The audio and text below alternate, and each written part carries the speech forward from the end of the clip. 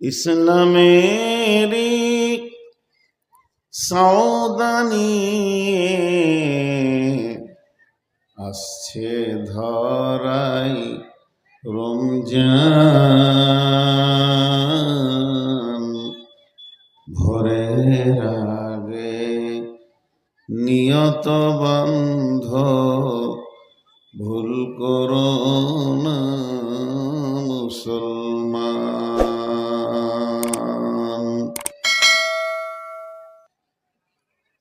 রমজানেরই 30 রোজা মাফ হবে তোর গুনহার বোঝা। মাসুম শিশুর মতো আল্লাহ জীবন তোমায় করবে দান। ভোরের আগে নিয়ত বন্ধ ভুল করো না মুসলমান।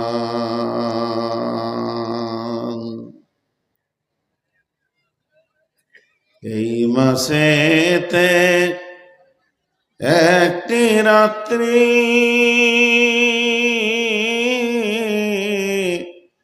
শবে কদর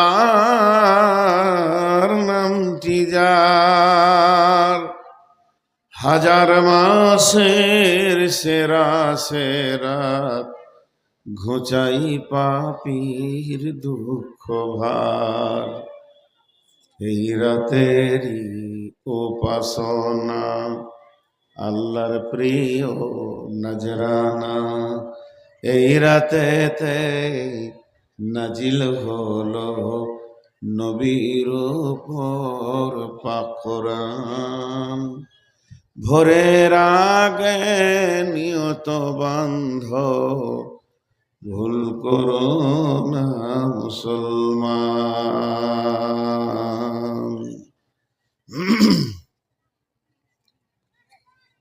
রোজাদারের দুইটি খুশি,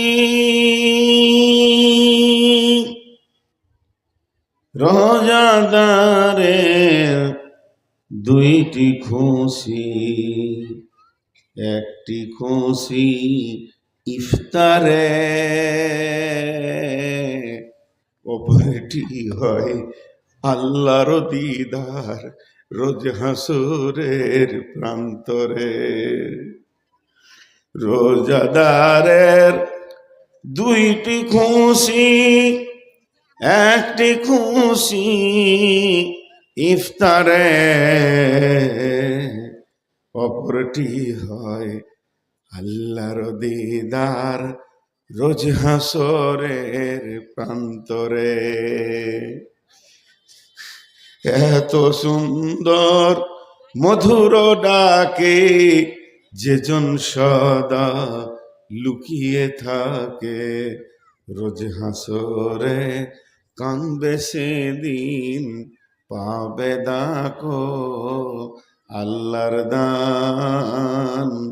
ভোরের আগে নিয়ত বান্ধ ভুল করো না মুসলমান। বেহেশতেরি 8 দরজা, বেহেশতেরি 8 দরজা, রাইয়ান নামে একটি দ্বার।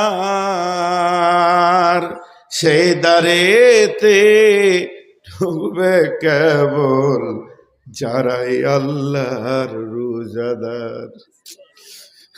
সেই দ্বারেতে ঢুকবে কেবল যারাই আল্লাহর রোজাদার। রোজাদারের মুখের ঘ্যান মৃগ নাভির খুশবু সমান। তাই তো এদের এত আদর করেন আল্লাহ রহমান। ভোরের আগে নিয়ত বন্ধ ভুল করো না মুসলমান, ভোরের আগে নিয়ত বন্ধ, ভুল করো না মুসলমান। সবাই রোজা রাখবো ইনশাআল্লাহ, হাত তুলি সবাই রোজা রাখবো ইনশাআল্লাহ। আল্লাহ তুমি তোমার গোলামদেরকে রোজা রাখার তৌফিক দান করো, আল্লাহ আমিন। দু তিনটি কথা বলবো কেটে কেটে। আজকে আপনাদের সামনে যে কবিতাটা পড়লাম রমজানের ওপরে, তো ভাবিয়েন না যে বায়ানটা আমার রমজানের হবে। 3 দিন 4 দিন রমজানের বায়ান চালাচ্ছি, আজকের বায়ানটা আলাদা হবে। শুধু এতটুকু দাওয়াত দিচ্ছি, সকালকে নারী পুরুষ মিলিয়ে, মেয়েরা জোরে বলবে না, মেয়েরা আসতে বলবে, পুরুষেরা জোরে বলবে। আগামী 19 তারিখ থেকে রোজা 18 তারিখ গত আমরা ইনশাআল্লাহ সাহারি খাবো, রোজা রাখবো ইনশাআল্লাহ। এখন দ্বিতীয় কথা আপনাদেরকে বলছি, আমার জন্য দোয়া করবেন। আমি অনেক বড় রোগী হয়ে গেছি, খালি পেটে 390 সুগার। এই মানুষটার ব্যাপারে আপনার আইডিয়া করেন। তবে আপনাদের সামনে উঠেছি, আমার ডান দিকে দুজন মুরব্বী বসে আছেন, ওনাদের কাছে দোয়া চেয়েছি, নিশ্চয়ই ওনাদের দিয়া আল্লাহ কবুল করবেন। সেই হিসেবে আমি আমার বক্তব্য চালিয়ে যাব। আজকের বক্তব্যটা আমার মনে হবে যেন দিনাজপুরের শেষ বক্তব্য, কারণ রমজানের আগের দিক আর আসবো না, রমজানের পর আছে আর একটা। তবে বেঁচে থাকবো কি জানি না, শরীর যেন ওই দিকেই টানছে, আল্লাহ যেন তার দিকে টানছেন, এটা আমার জন্য সুসংবাদ। অতি অচিরেই আল্লাহর সঙ্গে আমার সাক্ষাৎ হবে।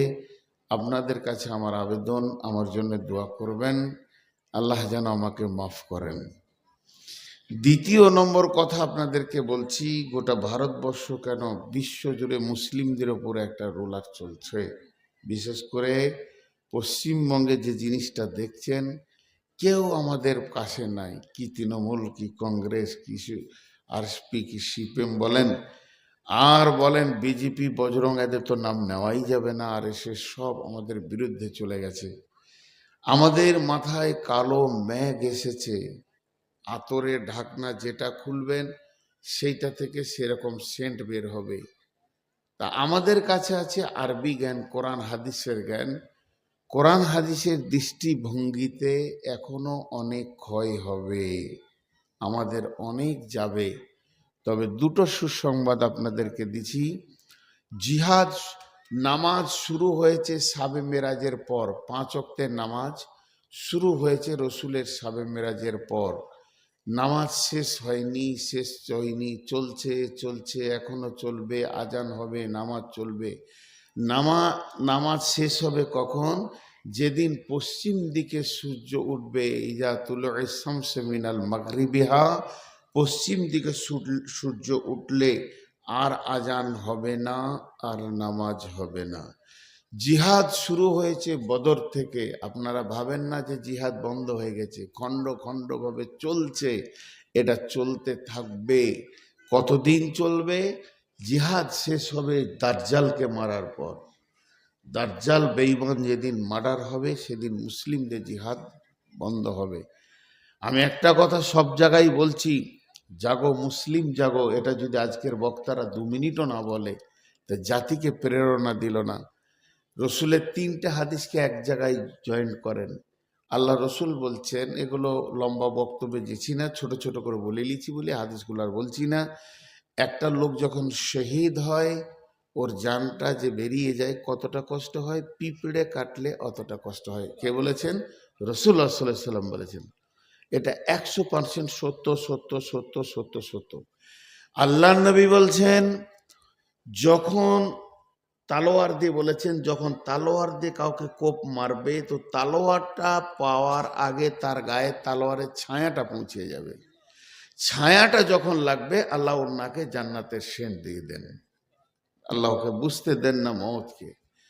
3 নম্বর শহীদের ফায়দা হচ্ছে, ওর রক্ত যখনই মাটিকে টাচ করবে, যেখানটায় কাটুক, মাটিতে যখনই টাচ হবে, সঙ্গে সঙ্গে ওর সাগিরা কাবিরা সমস্ত গুনাহ মাফ। জিনা, ব্যভিচার, সুদ, বেঈমানি, বাটপাড়ি, মদ, মাতাল সব মাফ। শুধু একটা গুনাহ থেকে যায়, সেটা হলো ইল্লাদ দাইন, ঋণ। ঋণের গুনাহ মাফ হবে না। অতএব মুসলিমরা মরতে ভয় করে না, এরা মরতে সাহস করে। এরা মত হলো এদের আসল স্বাগতম, আল্লাহর সঙ্গে মোলাকাত হবে, অতএব ভয় করবেন না। এই কথাগুলো আমি কোরআন হাদিস সমন্বয়ে বলছি। 14 বছর মুসলিমদের উপরে নিপীড়ন চলবে খুব বেশি, তার মধ্যে এখনকার হিসাব করে দেখা যাচ্ছে 14 বছরের মধ্যে এটা 11 বছর চলছে আর 3 বছর। বড় বড় আলেম ওলামারা বলছেন, আমি বলছি না এটা, যে ইনশাআল্লাহ এই ভারতবর্ষ একটা দেশ, এমন দেশ, এরকম সুন্দর দেশ পৃথিবীতে আর দ্বিতীয় নাই। সৌদি আরবে আল্লাহর কাবা আছে, কোরআন আছে, রাসূলুল্লাহ সাল্লাল্লাহু আলাইহি ওয়াসাল্লাম শুয়ে আছেন, সাহাবারা আছেন বলে আমাদের হৃদয়ে মহব্বত আছে। কিন্তু সৌদির থেকেও ভারত মানে বসবাস করার জন্য উপযুক্ত জায়গা। কিন্তু এই বেঈমান কয়েকটি নেতা এবং কয়েকটি স্বার্থপর পার্টি দেশকে অশান্তি করে দিচ্ছে। এটা মুসলমানদেরকে আজাদ করতেই হবে। একদিন মুসলমানের রক্তে ভারতবর্ষ স্বাধীনতা পেয়েছিল, বেঈমানরা তো সামনে লাইনে ছিল না। আজকে যদি গান্ধীজি বেঁচে থাকতেন, আজকে যদি বেঁচে থাকতেন, নেতাজিটা বলতেন মুসলিমরা আমার পাশে আয়, এই দুর্বলদেরকে নিয়ে হবে না। বিধায় আপনাদেরকে সুসংবাদ দিচ্ছি, ভয় করবেন না। আর ভারতবর্ষে যারা হিন্দু ভাই আছেন, হিন্দু আমি ভাই বলছি, এরা একজনও খারাপ লোক নয়, এরা ভালো মানুষ। আমি এমন একটা হিন্দু দেখিনি যে খারাপ আছে তারা। আমাকে হিন্দু ভাই নিজের ঘরের চাবি খুলে দিয়ে বলেছে, আলমারির চাবি হাতে দিয়ে বলেছে, যেটা ইচ্ছা বের করে এলেন, নামাজ পড়েন আমার ঘরে 2 রাকাত। আমার এলাকায় নামাজ পড়ার জায়গা পাচ্ছিলাম না, তাড়াহুড়ো করে বাস স্ট্যান্ডে উজু করে নামাজ পড়তে যাচ্ছি, হাতটা টেনে ধরে ওর ঘরে ভরে দিয়েছে। ভারতবর্ষে কোনো হিন্দু খারাপ নাই, এটা মাথায় ভরেলেন, আপনাদেরকে বলছি। শুধু খারাপ হচ্ছে RSS আর বিজেপি আর ওদের পাঁচাটা কিছু অন্ধভক্ত। বাকি হিন্দুরা আমাদের ভাই, কোনো দিন মনে করবেন না ওরা আমার দুশ্মন। হিন্দুর ঘরে আগুন লাগলে আপনাকে ছুটে যেতে হবে, আর আপনার ঘরে আগুন লাগলে ও বালতি নিয়ে দৌড়ে আসবে। এই ভারতকে স্বাধীন করেছে হিন্দু আর মুসলিম। তাহলে এখন লড়াইটা করছে কে? যে ব্রিটিশকে এখান থেকে লাফ মেরে বের করে দেয়া হয়েছে, সেই ব্রিটিশ প্ল্যান করে আমাদেরকে শান্তিতে থাকতে দিবে না, হিন্দু মুসলিমকে ঝগড়া লাগিয়ে রেখেছে। তার কারণ আজ মোদির এত সম্পর্ক ডোনাল্ড ট্রাম্পের সঙ্গে, স্টিচিং ফাইলে নিয়ে গিয়ে জীবিত মেয়েদেরকে কেটে খাওয়ানো হয়েছে। তাহলে এরা কত নোংরা জায়গায় চলে গেছে। তবে 2টি সুসংবাদ দিচ্ছি, ভারতবর্ষ আমাদের হিন্দু মুসলিমের দেশ, আমাদের কি হেফাজত করতে হবে, আমাদের কি শাসন করতে হবে। ইনশাআল্লাহ 2033 সালে 100 ডিগ্রি অ্যাঙ্গেলে সমস্ত কিছু ঘুরে যাবে, সমস্ত কিছু ঘুরে যাবে। এই পৃথিবীর মাটিতে একদিন কালেমার পতাকা উড়বে ইনশাআল্লাহ। এই কিয়ামত হওয়ার আগে এই পৃথিবীর মাটিতে একদিন কালেমার পতাকা উড়বে, কোনো একদিন এই পৃথিবীর মাটিতে কালেমার পতাকা উড়বে, এটা জেনে রাখেন। তবে যে লোকগুলো মারা যাচ্ছে এরা হচ্ছে শহীদ, এরা শহীদ, এরা শহীদ। অতএব ভয় করবেন না, সামনের দিকে আগাতে থাকেন, নিজের দেশকে বাঁচান, হিন্দু ভাইদেরকে কাছে টেনে নেন, যে দেশকে শান্তিতে রাখেন। এখন আমি আমার বক্তব্যের দিকে এগিয়ে যাচ্ছি। কি হলো ভাই, কি হলো? মাইক ঠিক আছে? আপনার অসুবিধা আছে? কারো অসুবিধা হলে হাত তুলবেন, যে শুনতে পেয়েছি না। এখন আমি আমার বক্তব্যের দিকে এগিয়ে যাচ্ছি। আমার যেগুলো বলার ছিল বলে নিলাম। হিসাব, আমাদের পশ্চিমবঙ্গে যত স্কুল মাদ্রাসা আছে, অঙ্ক নামে একটা সাবজেক্ট আছে, হিসাব। তো হিসাব করে যোগ করা হয়, যোগ করে একটা অঙ্ক বের হয়। তারপরে যেগুলো খরচা করেছি ওটাকে বের করে দিয়ে মাইনাস করে শেষকালে একটা অঙ্ক বের হয়, কতটা থাকলো বা কতটা ঋণ হলো। এর নাম হিসাব। তো জীবনেরও একটা হিসাব আছে। যদি কেউ নিজের জিন্দেগির হিসাব নিজে না করে, তার মতো অধম, বোকা, গাধা, বেকুব, নালায়েক আর পৃথিবীতে কেউ নেই। জিন্দেগিকে হিসাব করতেই হবে। আমরা যে নিজেকে চেনে না, যে সময়ের মূল্য দেয় না, সে নিজেকে চিনে না। যে সময়ের মূল্য দেয় না, সে নিজেকে চিনে না। আমি কে? আমি একটা সময়। আমাকে আল্লাহ পৃথিবীতে পাঠিয়েছেন। যেদিন পাঠিয়েছেন, আমার মায়ের পেট থেকে আমি পৃথিবী টাচ করেছি, সেই দিন থেকে আমার ভিসা চালু হয়ে গেছে। আমি কদিন থাকবো আমার কপালে লিখে দিয়েছে। আর যেদিন আমি কবরে ঢুকবো, টোটাল আল্লাহ আমাকে 62 বছরের জীবন লিখে দিয়ে পাঠিয়েছে। তাহলে কতটা শেষ হলো আর কতটা আছে কে বলবে? কালো ঘরে, কালো অন্ধকার ঘরে, কালো অন্ধকার ঘরে কালো বিড়াল ধরা, কালো সাপ ধরার মতো ঘটনা ঘটছে। আমি আর কত দূরে আছি একবার অঙ্ক করে দেখি। আমার আর গন্তব্য কত দূর? আমার কবর আর কত দূর? আমার কবর আর কত দূর? আল্লাহ তাবারাক ওয়া তাআলা, মা বোনকে বলছি, আল্লাহ তাবারাক ওয়া তাআলা কোরআনে সময়কে কেন্দ্র করে দুখানা গোটা সূরা দিয়েছেন। শুধু সময়কে কেন্দ্র করে। একটা সূরার নাম হচ্ছে ফজর, একটা সূরার নাম হচ্ছে আসর। একটা হলো রাতের শেষে, একটা হলো দিনের শেষে। সময়ের এত গুরুত্ব, সময় কেন্দ্রিক কোরআনে অনেক আয়াত আছে। ওয়াদ-দুহা ওয়াল-লাইলি ইযা সাজা। সময় কেন্দ্রিক অনেক আয়াত আছে। আমরা সময়কে অবহেলায় কাটাই, অবহেলায় কাটাই। জি, কখনো কখনো কাজ নাই, বসে বসে মা বোনেরা গল্প করে, পুরুষেরা করে, চায়ের দোকানে করে, কিন্তু সে বুঝে না আমি আমাকে নষ্ট করছি, আমি আমাকে নষ্ট করছি, আমি কাউকে করিনি। যে সময়ের সৎ ব্যবহার করে না, সে নিজেকে ভুলে গেছে, সে নিজেকে নষ্ট করে দেয়। আল্লাহ কি বলছেন? বিসমিল্লাহির রহমানির রহিম। ইন্না ইলাইনা ইয়াবাহুম সুম্মা ইন্না আলাইনা হিসাবাহুম।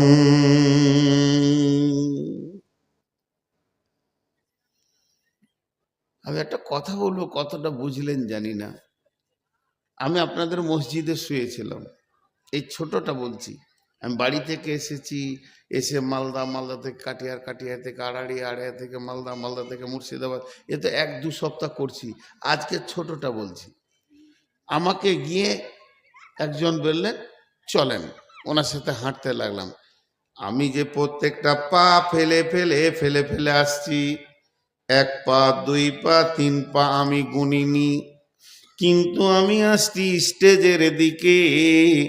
আপনারা ভাবছেন বক্তা চললো, গাঁওয়ালা ভাবছে বক্তা চললো স্টেজের দিকে, কিন্তু আমার রব বলছে তোর প্রতিটা কদম চলছে কবরের দিকে। তোর প্রতিটা কদম, পৃথিবীতে লক্ষ কদম তুই ফেলবি, এটা আমি রব জানি। যটা কদম ফেলছিস তটা মাইনাস। এর জন্যে ফজর আর আসরের এই দুটি সূরার নামের ওপরে 8খানা তাফসীর আছে। শুধু আমি একটা বলছি আপনাদেরকে, সূর্য মানুষকে কথা বলে, সূর্য মানুষকে কথা বলে, সূর্য মানুষকে কথা বলে। কেমন করে বলে? প্রাণহীন জিনিস কি কথা বলতে পারে নাকি জি বলে? তার কারণ হলো, রোডে যখন গাড়ি চালাবেন আর বোর্ডে লেখা আছে শিলিগুড়ি 365 কিলো, একটা বোর্ড আপনাকে কথা বলল, ওই রকম সূর্য কথা বলে।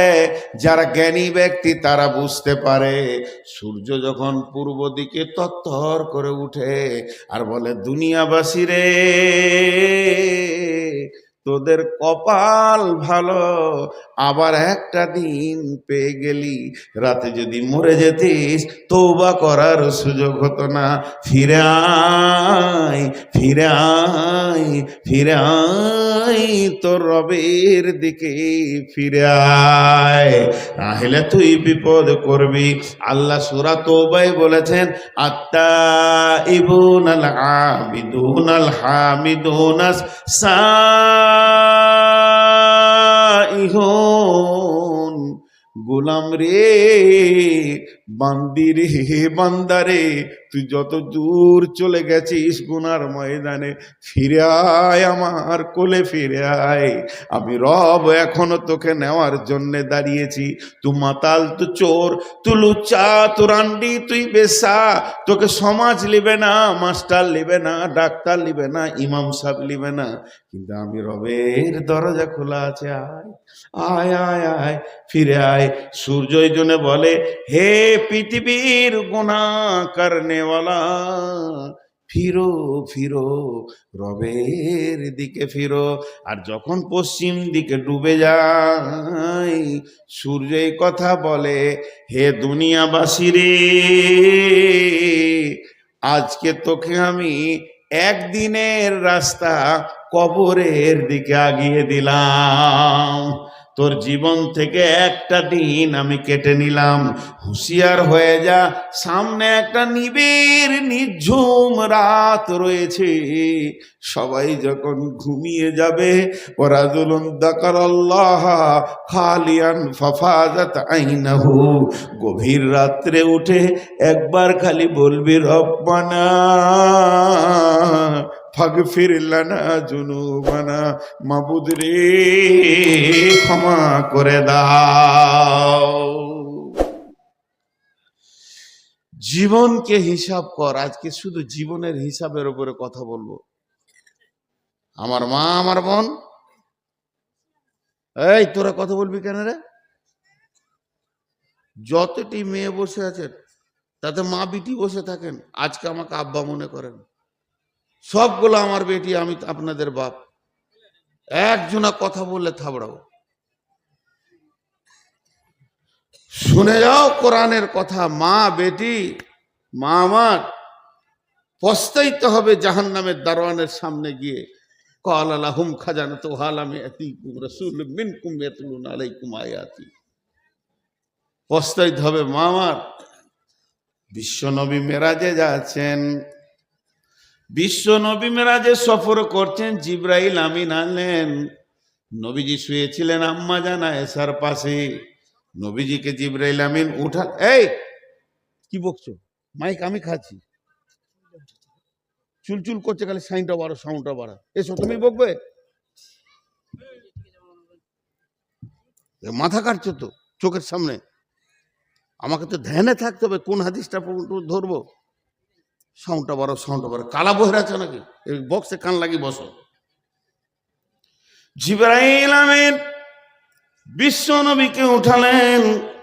উঠানোর পর বলছেন, এ রাসূলুল্লাহ, আপনি উজু করলেন। শুনেন মা আমার, বোন আমার, নবীজি উজু করলেন, শুয়েছিলেন আম্মা জান আয়েশার কাছে। এবার উঠে জিবরাইল আমিন নবীজিকে নিয়ে চলে গেলেন ফিলিস্তিনে, বাইতুল মুকাদ্দিসে।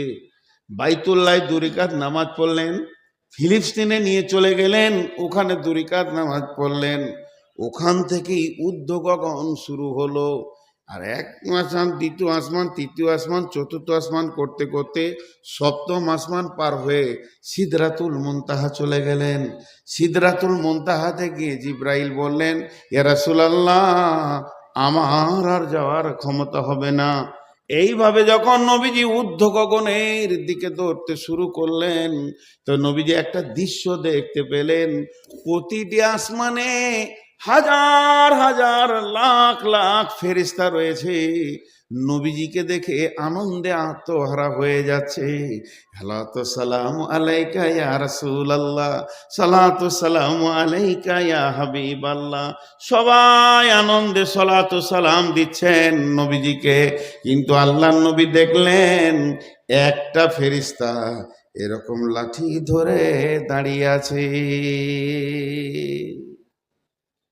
বিশ্ব নবীকে দেখে সবাই আনন্দিত, কিন্তু ওই ফেরেশতাটা হাসছেও না, আনন্দও নাই, চুপ দাঁড়িয়ে আছে। যাবার সময় এরকম দৃশ্য, ফেরার সময়ও এরকম দৃশ্য। যখন ফিরছে, আল্লাহ নবীর মনে কৌতূহল হয়ে গেল, আমাকে দেখে সমস্ত ফেরেশতা আনন্দিত হলো। ভাই, আমি মেরাজের কথা বলছি, হাত দুটো জোর করে বলছি। আর আজাজিল শয়তান এখানে পৌঁছে গেছে, ওদিকে দুটো মহিলা ঝগড়া করছে। তা মেরাজেরটা নেবেন না ঝগড়াটা নেবেন? খামোকাই মেয়ে ছেলে ঝগড়া করছে, তো ওইটা শুনতে এত আগ্রহে ধরছে, মনে হচ্ছে এই হাদিস কোরআনটার থেকে ওইটা বেশি দামি। এত ঝগড়া হচ্ছে, হোক, হতে দেন। শয়তান ওখানে পৌঁছে গেছে, আমি আল্লাহর কসম করে বলতে পারি। এই যে ছেলেটা যাচ্ছে, ওইটাকে টেস্ট নেবে, ও এত তাড়াতাড়ি উঠলো যে না, এই টেস্ট ছাড়া যাবে না। তো যাক, ওদিকে কেউ মাথা দেবেন না। নবীজি যখন ফিরছেন, মা আমার, বোন আমার, ওই ফেরেশতাটাকে দেখলেন ওইভাবে দাঁড়িয়ে আছেন। এবার নবীজির মনে কৌতূহল জন্মালো। বিশ্ব নবী জিবরাইল আমিনকে বললেন, জিবরাইল, যত আল্লাহর ফেরেশতা দেখলাম সবাই আমাকে দেখে আনন্দিত হলো, কিন্তু এই ফেরেশতাটার ভিতরে আমি আনন্দ পেলাম না, না যাওয়ার সময় না ফেরার সময়। জিবরাইল আমিন বলছেন, ইয়া রাসূলুল্লাহ, ইয়া হাবিব আল্লাহ, দয়ার নবী গো, ওই ফেরেশতাটার নামই হলো মালিক। আল্লাহকে যেদিন থেকে জাহান্নামের চাবিটা দিয়ে দিয়েছে আর জাহান্নামের দারোয়ান বানিয়েছে, গেটম্যান বানিয়েছে, ওই দিন থেকে হাসি কি জিনিস ভুলে গেছে। হাসতে জানে না। বেটি আমার, সোনা মানিক বেটিরা রে, ও হাসতে জানে না। মানুষকে যখন জিন্দেগির হিসাব নেবে, ও করেছিলি কি বল, তোর কাছে কি কেউ পৌঁছায়নি? তো ঝরঝর করে মানুষ কানবার বলবে, আলামি আতিকুম নাজির, ক্বালু বালা কাদ জাআনা নাদির, ফাকাযযাবনা ওয়া কুলনা মা নাযালাল্লাহু মিন শাইইন ইন আনতুম ইল্লা ফি দালালিন কাবীর। এবার আল্লাহ একটা আফসোসের কথা বলছে। খুব বললাম প্রথমে গুরুত্বপূর্ণ কথা বলবো, আজকে মানুষে গোলমাল করেনি। আমি আল্লাহর কসম 3 বার বলছি, আল্লাহর কসম, আল্লাহর কসম, আল্লাহর কসম, আজাজিল শয়তান এসেছেই, এটা 100% গ্যারান্টি।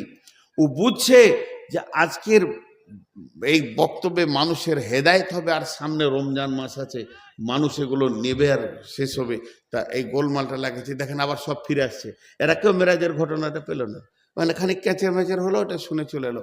যারা দাঁড়িয়ে আছেন বসেন, আরে বাবা বস, বস, তোরা ছোট ছেলে, বসেন গো। যারা দাঁড়িয়ে আছেন বসেন ভাই আমার। যাক, ওই দিককার মজা খানিক চানামুড়ির মতো লিলি, এবার এদিকে বস। খানিকটা মজা লিয়ার জন্য দৌড়লো। আর এইরকম কিছু মানুষ থাকে যেগুলো উঠেনি, এগুলো ইমানদার। এবার আমি একটার পয়েন্ট এগুচ্ছি। এই যে আমার শ্রদ্ধেয় ভাই সভাপতি তোফাজ্জল মাস্টার সাহেব, উনি আমাকে ভালোবাসেন, উনি আমাকে সম্মান করেন। উনি খুব সম্মান করতে করতে আমাকে একটা জামা পাঞ্জাবি কিনে দিলেন ঈদে। ভাই আমি দিলাম, মাস্টার বানাইলেন, আপনার গাদা টাকা আছে তাও দিলাম, হাদিয়া করলাম। এইটা যখন উনি করেছেন, তা আমি ওনার কাছে কৃতজ্ঞতা স্বীকার করছি। ওনাকে যদি আমি বর্ধমানে পাই তো ভালোবাসবো, সামান্য অল্প মালে।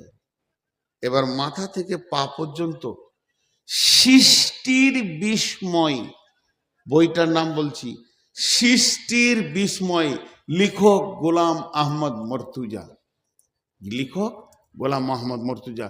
বইটা একবার পড়বেন। যুবকদেরকে বলছি, বেটা বাপ, তোদেরকে বাপও বলছি, বেটা বলছি, বাপ, একবার ওই বইটা পড়িস। হোয়াটসঅ্যাপ দেখতে হবে না, ফেসবুক দেখতে হবে না, ইমো খুলতে হবে না, বইটা খালি চোখে একবার লাগাবি। আমি মানে 3-4টি কথা বলছি মাত্র ওই বই থেকে, তাও 30 সেকেন্ড বলবো, বেশি লম্বা বলবো না, আমার আসল বক্তব্য তাহলে যেতে পারবো না।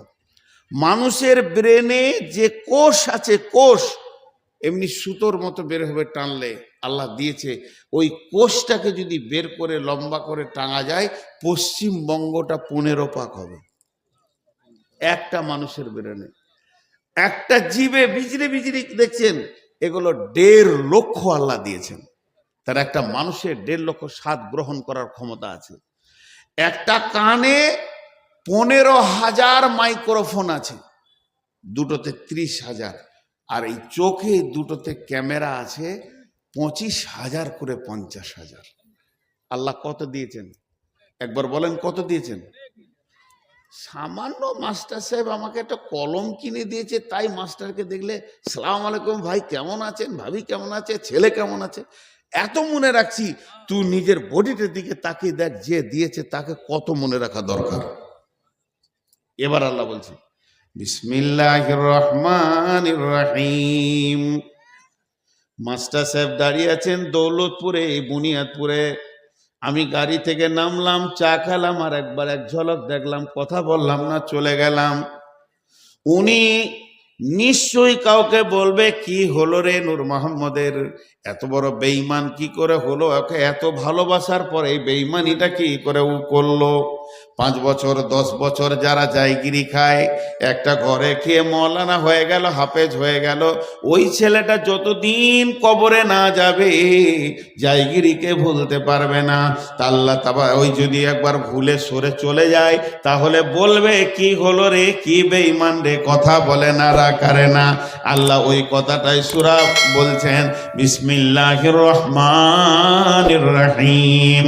ইয়া আইয়ুহান নাসু মা গাররাকা বিরব্বিকাল কারীম। হে পৃথিবীর মানুষ, ও মানুষ, আজকের জালসার মাহফিলের নারী আর পুরুষকে আল্লাহ বলছেন তোদের কি হয়েছে রে, দিদি পৃথিবীতে কেমন করে তোরা ডুবে গেলি, পৃথিবীর মালে কেমন করে ডুবে গেলি, স্বামীর প্রেমে স্ত্রী, স্বামীর প্রেমে স্বামী, স্ত্রীর প্রেমে, দুইজন ছেলে মেয়ের প্রেমে, বাপ বাটা সোনা দানা টাকা পয়সা জমি জায়গা আত্মীয়র প্রেমে ডুবে গেলি রে, আসল রবকে কি করে ভুলে গেলি।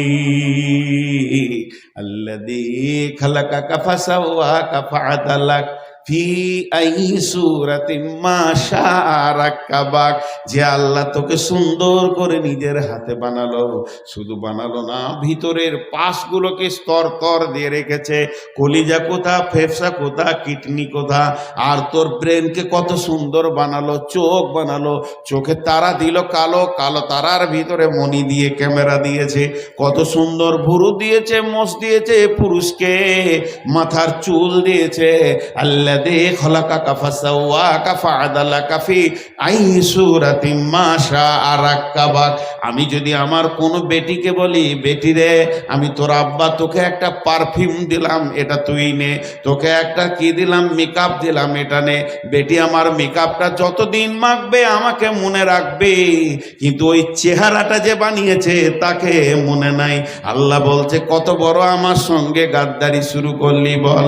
আল্লাযী খালাকাকা ফাসাওয়াকা ফাআদালাকা ফি আই সূরাতিন মা শাআ রাক্কাবাক।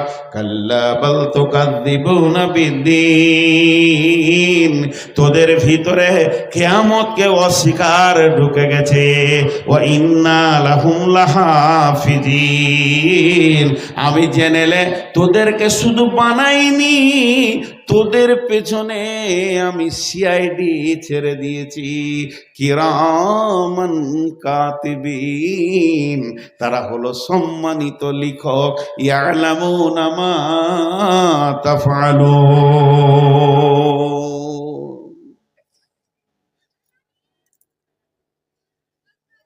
ছোট্ট করে একটু বুঝাচ্ছি, আপনারা অল্ট্রাসনোগ্রাফি করতে দেখেছেন? কেউ অল্ট্রাসনোগ্রাফি করতে দেখেছেন? আরে ইসিজি বলে, যে রুগীকে ইসিজি করে, বাপকে নিয়ে যাবেন, ভাইকে নিয়ে যাবেন, বলবে ডাক্তার ইসিজি করেন। ইসিজি কেমন করে করে আমি আপনাদেরকে বলে দিই। এই হাতে পায়ে চিমটির মতো তার লাগিয়ে দেবে, দিয়ে মেশিন ওকে টেবিলে শুয়ে দেবে রুগীটাকে, আর একটা রেডিওর মতো এত বড় আছে, ওইটাকে সুইচ চালু করে দেবে। আর ও তখন ওখানে এরম ফিতের মতো কাগজ আছে, আর ডাক্তার এমনি করে খানিকটা ওষুধ লে রুগীর এখানে বোলাবে বুকে, তো সব টিভিতে দেখা যাবে, কলজে ফ্যাপসা হাতুড়ি সব দেখা যাবে, এমনি করে বোলাবে। যখন ডাক্তার এটা বোলাতে শুরু করবে, ওইদিকে কাগজটা তখন ঘুরতে শুরু করবে, বেরোবে কড়কড় কড়কড়, আর ওখানে একটা কলম চলছে, খালি এরা ইশারা করছে। এত বড় বের করে খচ করে টেনে দিয়ে দেবে, এই দেখ তোর রিপোর্ট, ভিতরকার মাল কেমন আছে, লে তোর রিপোর্ট লে লে। ডাক্তারকে দিগা, ডাক্তার মুখে দেখে বলে, ও হার্টটা গোলমাল আছে, কিডনিতে জাম হয়েছে বলে দেবে, ওর রিপোর্ট ওকে ধরিয়ে দেবে। তাহলে ওই কলমটা চলে। আল্লাহ তাবারাক ওয়া তাআলা বলছেন, যেদিন তুই পৃথিবীতে এসেছিস তোর নামে একটা কলম চালু হয়ে গেছে। যতগুলো নারী, যতগুলো পুরুষ আমরা বেঁচে আছি, সবারই নামে একটা করে কলম অবিরাম চলছে। ওই কলমটা কিন্তু বন্ধ নাই। ওরা দুইজন লেখক রয়েছেন, কিরামান কাতিবিন, এর মানে হচ্ছে সম্মানীয় লেখক লিখছে, ইয়ালামুনা মা তাফআলুন, তোমরা যা করো তা লিখছে। ওই যে কলমটা চলছে চলছে চলছে চলছে, বিরতিহীন চলছে। আমি নূর মোহাম্মদ ক্লান্ত হয়ে গেছি, আর বকতে বকতে পারছি না। মানুষকে বললাম, ভাই আমাকে সালাম করিয়েন না, আমি অসুস্থ, একটু আরাম করে শুব। আর কমিটির লোক আমাকে বিছানা দিয়ে দিল, রেস্ট করেন। আমি লম্বা হয়ে রেস্ট করছি, আমি ক্লান্ত রেস্ট করছি, কিন্তু কলম চালু আছে, ও কোনোদিন বন্ধ হবে না। আল্লাহ বলছে কলমটা চলবে কতদিন, কতদিন চলবে?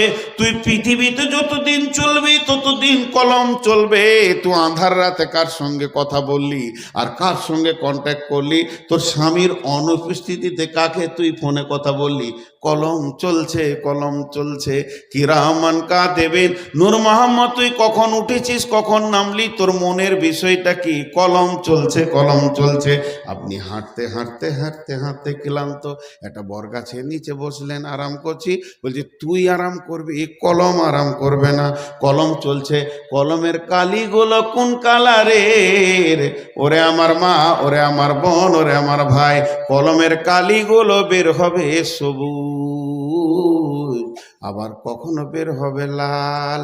যখন এই যে আমরা বসে আছি, আমাদের যতগুলো লোক, মেয়ে পুরুষ বসে রয়েছে, সবারই কলমে এখন সবুজ কালি বের হচ্ছে। আল্লাহর ফেরেশতা বলছে, এরা কোরআনের তফসির শুনছে শুনছে শুনছে, এর মধ্যে হুট করে 5 জন উঠে চলে গেল, লাল কালি বের হতে লাগলো। ওরে কোরআনের তফসির থেকে তুই কেন গেলি রে?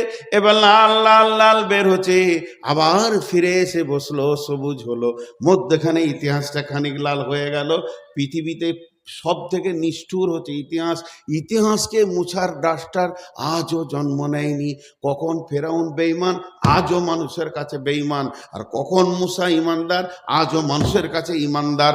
অতএব এই কলমটা যে চলছে, ভাবিয়া করিও কাজ, সব সময় ভাববে আমার কলমে যেন লাল কালি বের না হয়।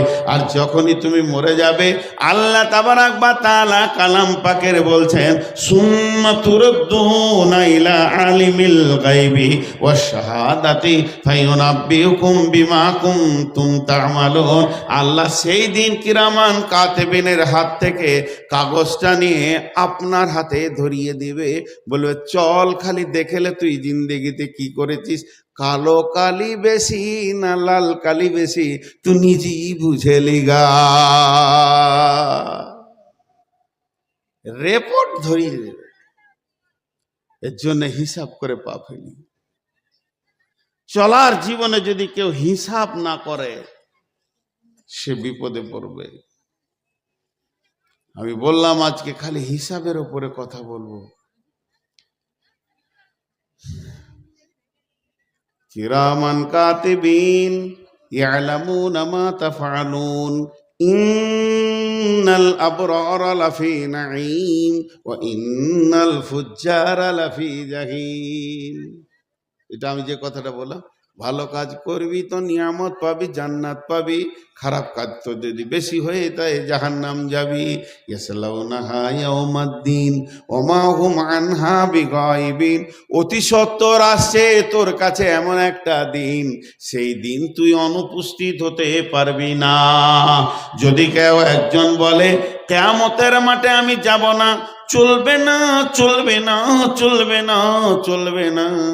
আল্লাহ সূরা নাসিয়াতে বলেছেন, কি বলছেন?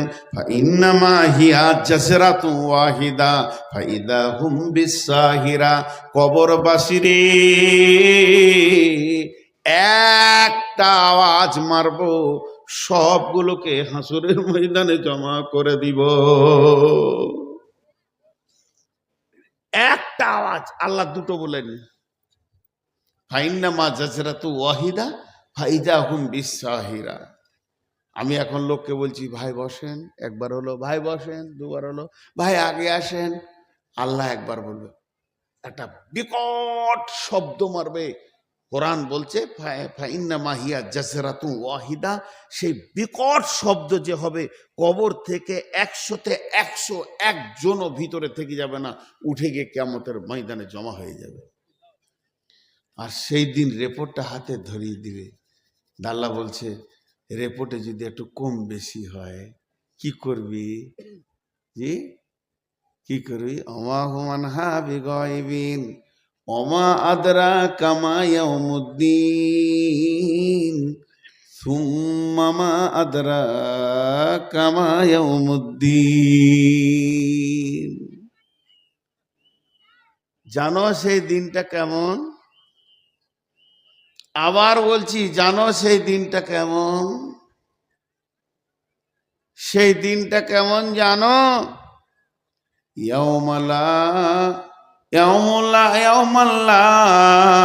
তামলিকু নাফসুন লিনাফসিন শাইআ ওয়াল আমরু ইয়াউমাইদিন লিল্লাহ।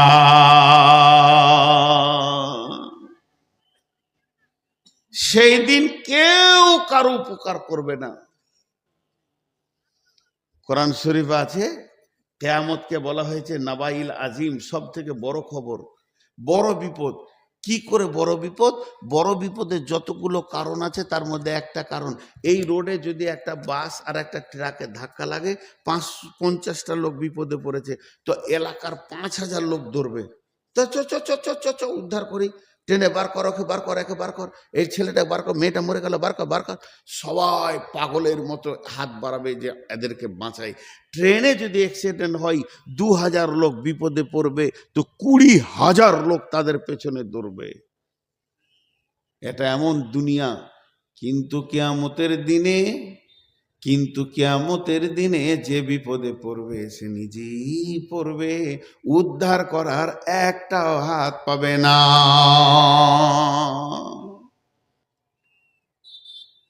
একটাও হাত আসবে না, উদ্ধার করতে একজন আসবে না।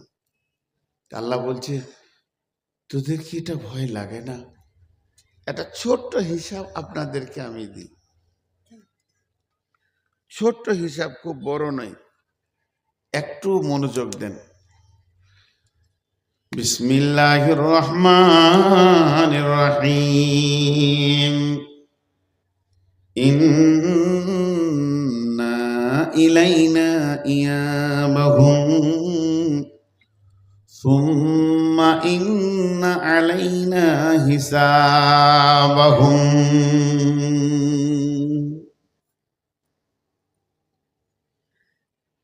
আমার কাছে আসতেই হবে, আমার কাছে আসতেই হবে। এটাকে 2 মিনিট বুঝাবো, হাতগুলো ধরে বলছি, এটা যদি বুঝে দেন তা কাজ হয়ে যাবে।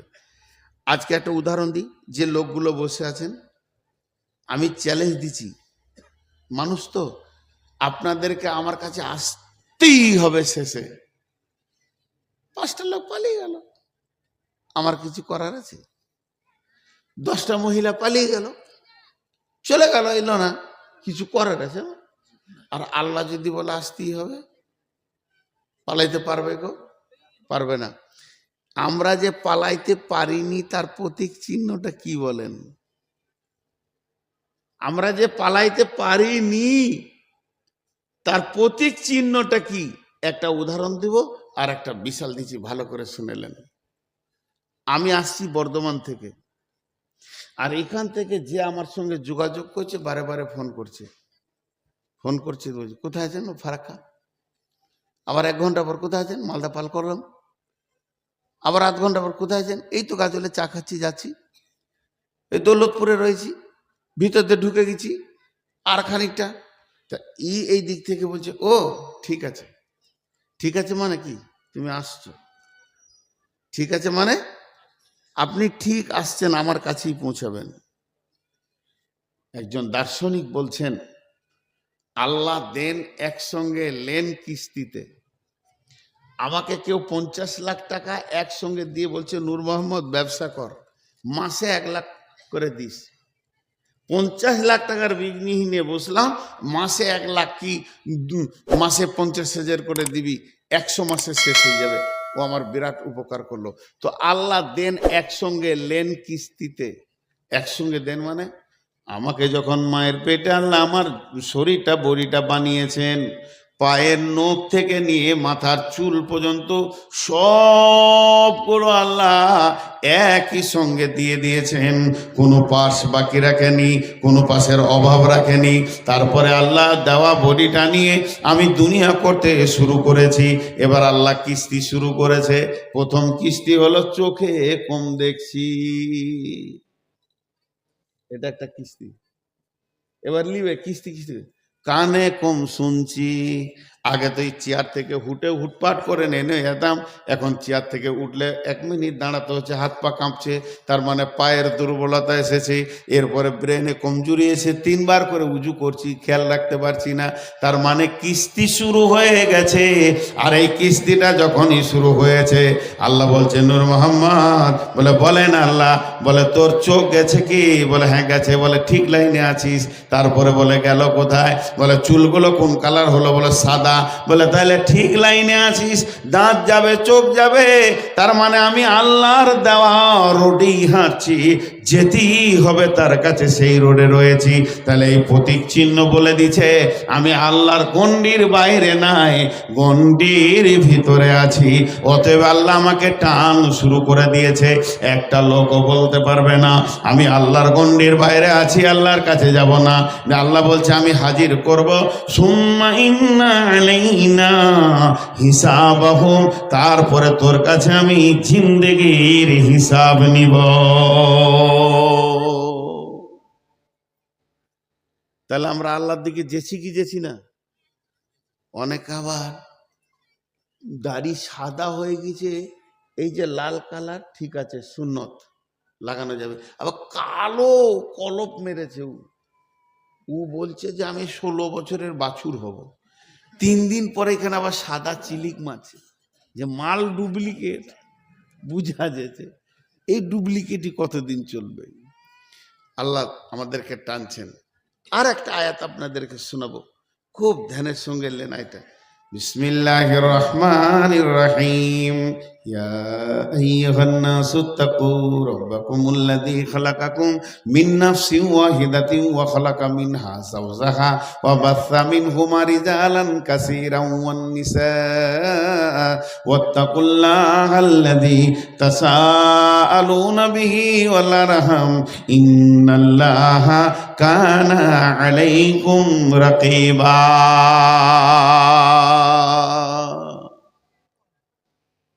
একটা উদাহরণ দিই, এই যে নেট, এই যে আপনাদের দিকে বেশিরভাগ দেখতে পাই মহিলারা পুরুষরা ধান শুকাতে দেয় নেটের উপরে, তাই না? খুব মন দিয়ে শুনবেন এটা, তাহলে বুঝতে পারবেন। একটা নেটকে এই দুদিকে ঠিক 5 ফুট ওপরে টেনে দিয়ে দুদিকে সুন্দর করে ঘন করে সেলাই করে টান করে বাঁধা হয়েছে প্যান্ডেলের নিচে গোটাটাই। নেটটা একবার সোজা হয়ে গেছে, বুঝতে পেরেছেন? সাইকেলের বল দেখেছেন? সাইকেলে মোটরসাইকেলের চাকে লোহার বল থাকে না? নিউ বল কয়েক হাজার ওই নেটের উপরে ছিটিয়ে দেন আর লাইট দিয়ে দেন, দেখতে ভালো লাগবে কি লাগবে না? বলেন, দেখতে ভালো লাগবে কি লাগবে না? ওই নেটের মিডিলে নিচের দিক থেকে একটা ইঁট ঝুলিয়ে দেন আর একটা ফুটো করে দেন, বলগুলো থাকবে নেটে, ওইদিকে যাবার টপ টপ। আল্লাহ তাবারাক ওয়া তাআলা বলছেন, ইয়া আইয়ুহান নাসু তাকু রাব্বাকুমুল্লাযী খালাকাকুম মিন নাফসিন ওয়াহিদাতিন ওয়া খালাকা মিনহা যাওজাহা বাসা মিনহুমা রিজালান কাসীরান ওয়া নিসা ওয়াত্তাকুল্লাহাল্লাযী তাসাআলুনা বিহি ওয়াল আরহাম ইন্নাল্লাহা কানা আলাইকুম রাকিবা। এই পৃথিবীটা হলো আমার ওই নেটের মতো, তার ভেতর আমি একটা মেশিন বানালাম, মানুষ তৈরি করা মেশিন। সেই মেশিনটার নাম হচ্ছে আদম আর হাওয়া। আদমকে বানানোর পর হাওয়াকে বানালাম, দুইজনকে দিয়ে ফ্যাক্টরিটা আমার তৈরি হয়ে গেল, ওখান থেকে মানুষ তৈরি হতে লাগলো। আজও সেই মেশিন চালু আছে, যার ভিতর দিয়ে সন্তান তৈরি হয়, আর সন্তান বাড়তে বাড়তে রিজালা কাসীরা ওয়ান নিসা, আর গাদা গাদা গাদা গাদা পৃথিবী নজর কাড়ার মতো মানুষ। যেদিকে তাকাইছি নারী আর পুরুষ, নারী আর পুরুষ, যেদিকে তাকাইছি ইন্ডিয়াতে বলো, ভারতে বলো, পাকিস্তান বলো, নিউ ইয়র্ক বলো, যেখানে বলবে বলো, চারিদিকে মানুষে ভরে গেছে। কিন্তু আমি রব এত মানুষকে সাজানোর পরে একটা গর্ত বানিয়েছি। মিন আইয়িন খালাকাহু মিন নুতফাতিন খালাকাহু ফাকাদ্দারা। মেশিনে কোন মাল দিয়ে মানুষগুলো তৈরি হয় আল্লাহ বলে দিলেন। সুম্মা সাবিলা ইয়াসসারা, তারপরে তারা পৃথিবীতে আছে পেশাবের রাস্তা দিয়ে। সুম্মা আমাতাহু ফাআকবারা, ওই গর্তটা ফুটাটার নাম হলো কবর। সব কটাকে ঢুকাবো, সব কটাকে ঢুকাবো। খালি একজন বলেন এখানে উঠে, পুরুষের মধ্যে একজন দাঁড়িয়ে বলেন আমি যাব না, আমি লিখিত দিব, তোকে নামাজ রোজা করতে হবে না, যেমন যাবে করবে। আর যদি যেতে হয় হিসাব লাগবে, হিসাব লাগবে। চলেন, আমরা তো হিসাব করি না। সাহাবারা রাদিয়াল্লাহু আজমাইনেরা নিজের জিন্দেগিকে হিসাব করে পঙ্খানো পঙ্খানো পঙ্খানো তিলে তিলে হিসাব করে তারা দুনিয়া করেছে। আমরা ভাবি হয়তো আমাদের মতো উদাস হয়েছিল। একটা সাহাবীর নাম বলছি, সাহাবীটার নাম হলো হযরত উমর বিন খাত্তাব রাদিয়াল্লাহু তাআলা আনহু। লোকটার ব্যাপারে একটু জানা দরকার আছে। একদিন উমর বিন খাত্তাব একটা মরুভূমিতে সফর করছেন। তিনি তখন মুসলিম জাহানের আমিরুল মুমিনিন, 18 লক্ষ বর্গ মাইলকে শাসন করছেন, অর্ধ পৃথিবী একটা আঙ্গুলের ইশারাতে চালাচ্ছেন। এই রকম একজন ব্যক্তিত্ব সম্পন্ন মানুষ মরুভূমিতে যেতে যেতে সাথীদেরকে বলছে, সাথীরে, তোমাদের আমিরুল মুমিনিন উমর বিন খাত্তাব এই মরুভূমিতে উটের রাখাল ছিল। বাচ্চা জীবনের কথাটা বলছে। আমি একদিন কি করেছি জানো, উট চড়াতে এসেছি, খুব রোদ, গাছ নাই যে গাছের নিচে বসবো, তো ছায়া খুঁজছি, গরম লেগে গেছে, যে উটের পাছাতে বসেছি। লে মজা, বুদ্ধি কত! উটের পাছায় বসেছে আর উট লেদে দিয়েছে, হেগে দিয়েছে, আর মাথায় পড়েছে আধা গলা, গোটা গা নোংরা, পানি তো নাই, মরুভূমি, ধুবে কোথা। ওই অবস্থায় বাড়ি গেছে। খাত্তাব বলছে উমরকে, বাপ উমর, তোর মাথায় গোবর কেন? বাবা, খুব রোদ লাগছিল, কোথা বসবো, জায়গা পাইনি, উটের পাছাতে বসেছি, ও হেগে দিয়েছে, মারলে গালে দুচ। বাঁদর কোথাকার, দুটা উট চড়াতে জানিস না?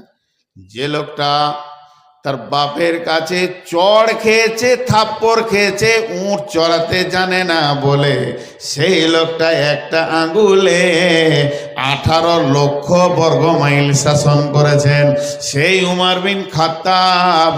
তাহলে তার ইতিহাসটা কেন ধরলাম?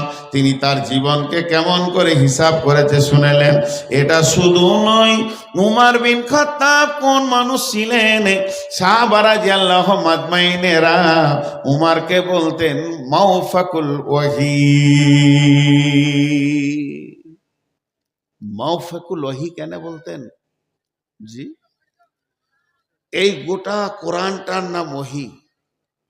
এটা আল্লাহর কাছ থেকে এসেছে, ওহি হয়েছে আল্লাহর কাছ থেকে, এটা জিবরাইল এনেছেন। আর উমারকে বলা হতো মাওফাকুল ওহি, ওহির মতো ওর কাজ। কারণ কোরআনের বেশ কিছু আয়াত আছে উমারের মনের ইচ্ছা পূরণ করার জন্য আল্লাহ নাজিল করেছেন। এই যে মেয়েদের পর্দা, এটা কার মনের বাসনা? উমারের। মসজিদে নববীতে বসে বসে চিন্তা করছে মেয়েদের পর্দা হলেই ভালো হয়, মেয়েরা ঢাকা থাকবে তো ভালো হবে, না নষ্ট হয়ে যাবে, নষ্ট হয়ে। রসুলের ঘরে, আখিরি নবীর ঘরে নবীদের বিবিরা আছে, সাবিরা ঢুকছে বেরোচ্ছে, ঢুকছে বেরোচ্ছে, তোমাকে খারাপ লাগছে, আল্লাহ তুমি পর্দার আয়াত নাজিল করে দাও। আয়াত নাজিল হয়ে গেল, পর্দা হয়ে গেল। তো উমারকে এই জন্য মাওফাকুল ওয়াহি বলতেন। বিশ্বনবী ফিলিস্তিনে যে মসজিদটা রয়েছে বাইতুল মুকাদ্দিস, যেটা নাকি জিহাদ চলছে, মানুষ শহীদ হয়ে যাচ্ছে, এইটা কাবা ছিল আগে। এইটাকে কাবা বাতিল করে মক্কার কাবাটাকে কাবা করা হলো। বিশ্বনবী যখন মক্কার কাবাটা কাবা হলো, তখন মদিনা মুনাওয়ারায় মসজিদে কিবলায় তাইনে নামাজে রত ছিলেন। যারা হাজি আছে তারা জানে আসরের নামাজ 2 রাকাত হয়েছে এদিকে, 2 রাকাত হয়েছে ওইদিকে। ওই মসজিদটার নাম হলো কিবলা তাইন। এরপরে নবীজি মক্কা গেলেন। মক্কায় যখন পৌঁছালেন, সাহাবা রাদিয়াল্লাহু মাজমাইনদেরকে নিয়ে বলছেন যে আজকের দিনে আমি কোন দিকে নামাজ পড়ব বলো। তার মানেটা বুঝতে পারলেন? ধরেলেন এই স্টেজটা কাবা শরীফ, তা ইয়ার পূব দিক থেকে পশ্চিম দিকে নামাজ হবে সামনে রেখে, পশ্চিম দিক থেকে পূব দিকে হবে, উত্তর দিক থেকে দক্ষিণে হবে, দক্ষিণ থেকে উত্তর হবে। মানে কাবার যেদিকে নামাজ পড়বেন আপনার সেই দিকে নামাজ হবে কাবার সামনে রেখে। তো আল্লাহ রসুল বলছে আজকে তো এখানে প্রথম এলাম, কোন দিক থেকে শুরু করবো বলো তো, এই দিক থেকে না ওই দিক থেকে? সাহাবীরা বলছে ইয়া রাসূলুল্লাহ, আপনার যেখানে মন যায় সেখানে মুসল্লা রেখে নামাজ শুরু করে দেন, আমরা নামাজ পড়ে নিচ্ছি আপনার পেছনে। একে ওকে 2 জন 4 জনকে শুধাতে শুধাতে আল্লাহ নবী বলছেন উমারকে শুধাই। উমার, উমার, জি হুজুর, আমি কোন দিকে নামাজ পড়বো? বলে হুজুর তাহলে আমি বলি, খানিক সময় লাগবে, বলো।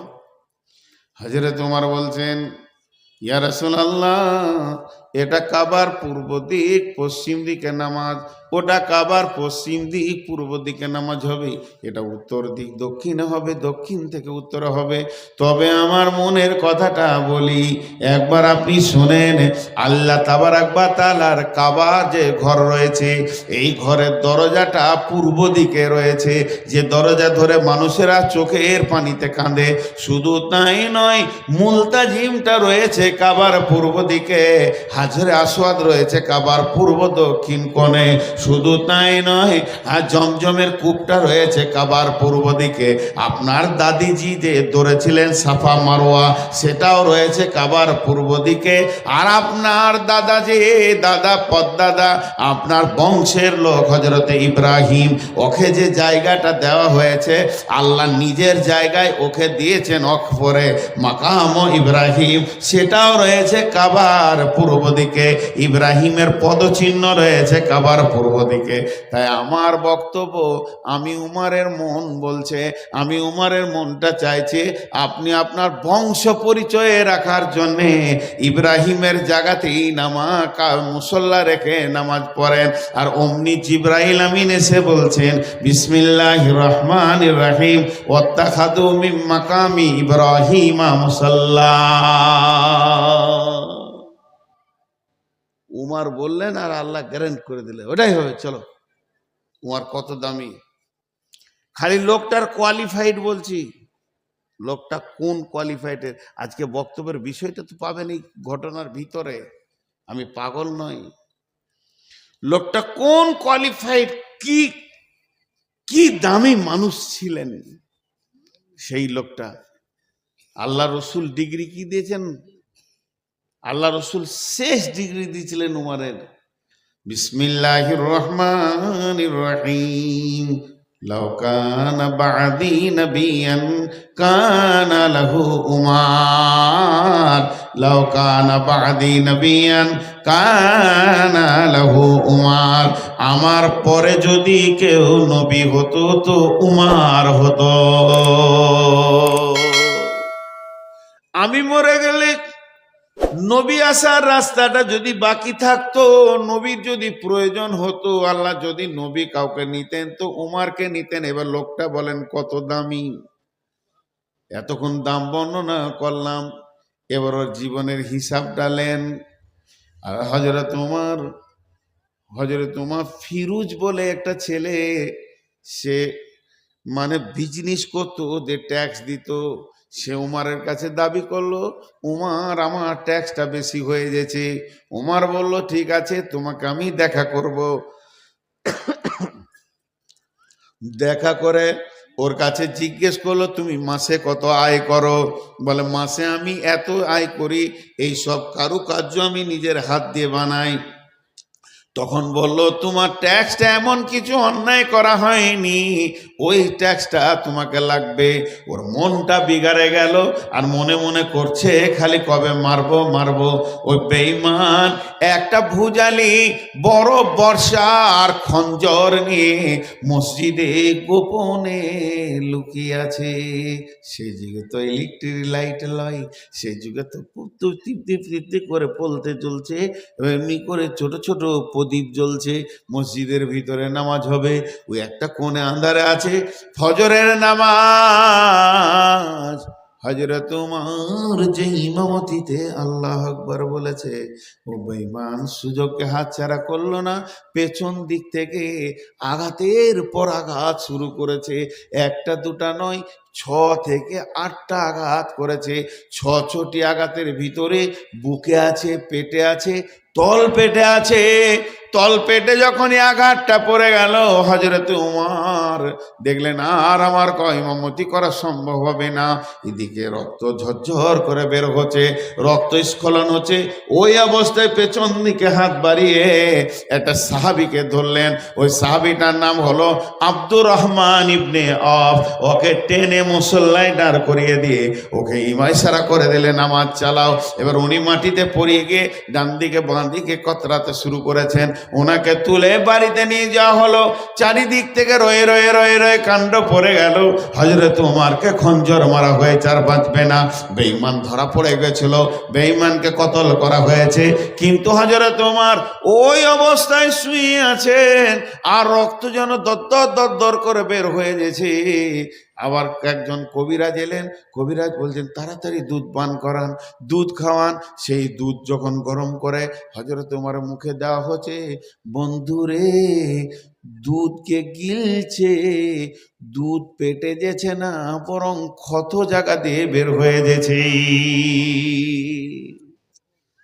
উমর বুঝে নিলেন এবার আমাকে আল্লাহর ডাকে চলে যেতে হবে। এই কথা বুঝে নিলেন। এবার দেখেন ওনার হিসাবটা দেখেন, কাগজ কলমে দেখেন হিসাব, 1 টাকা লয়, 1 নয়া এদিক ওদিক হবে না। জীবনকে কি করে হিসাব করছে।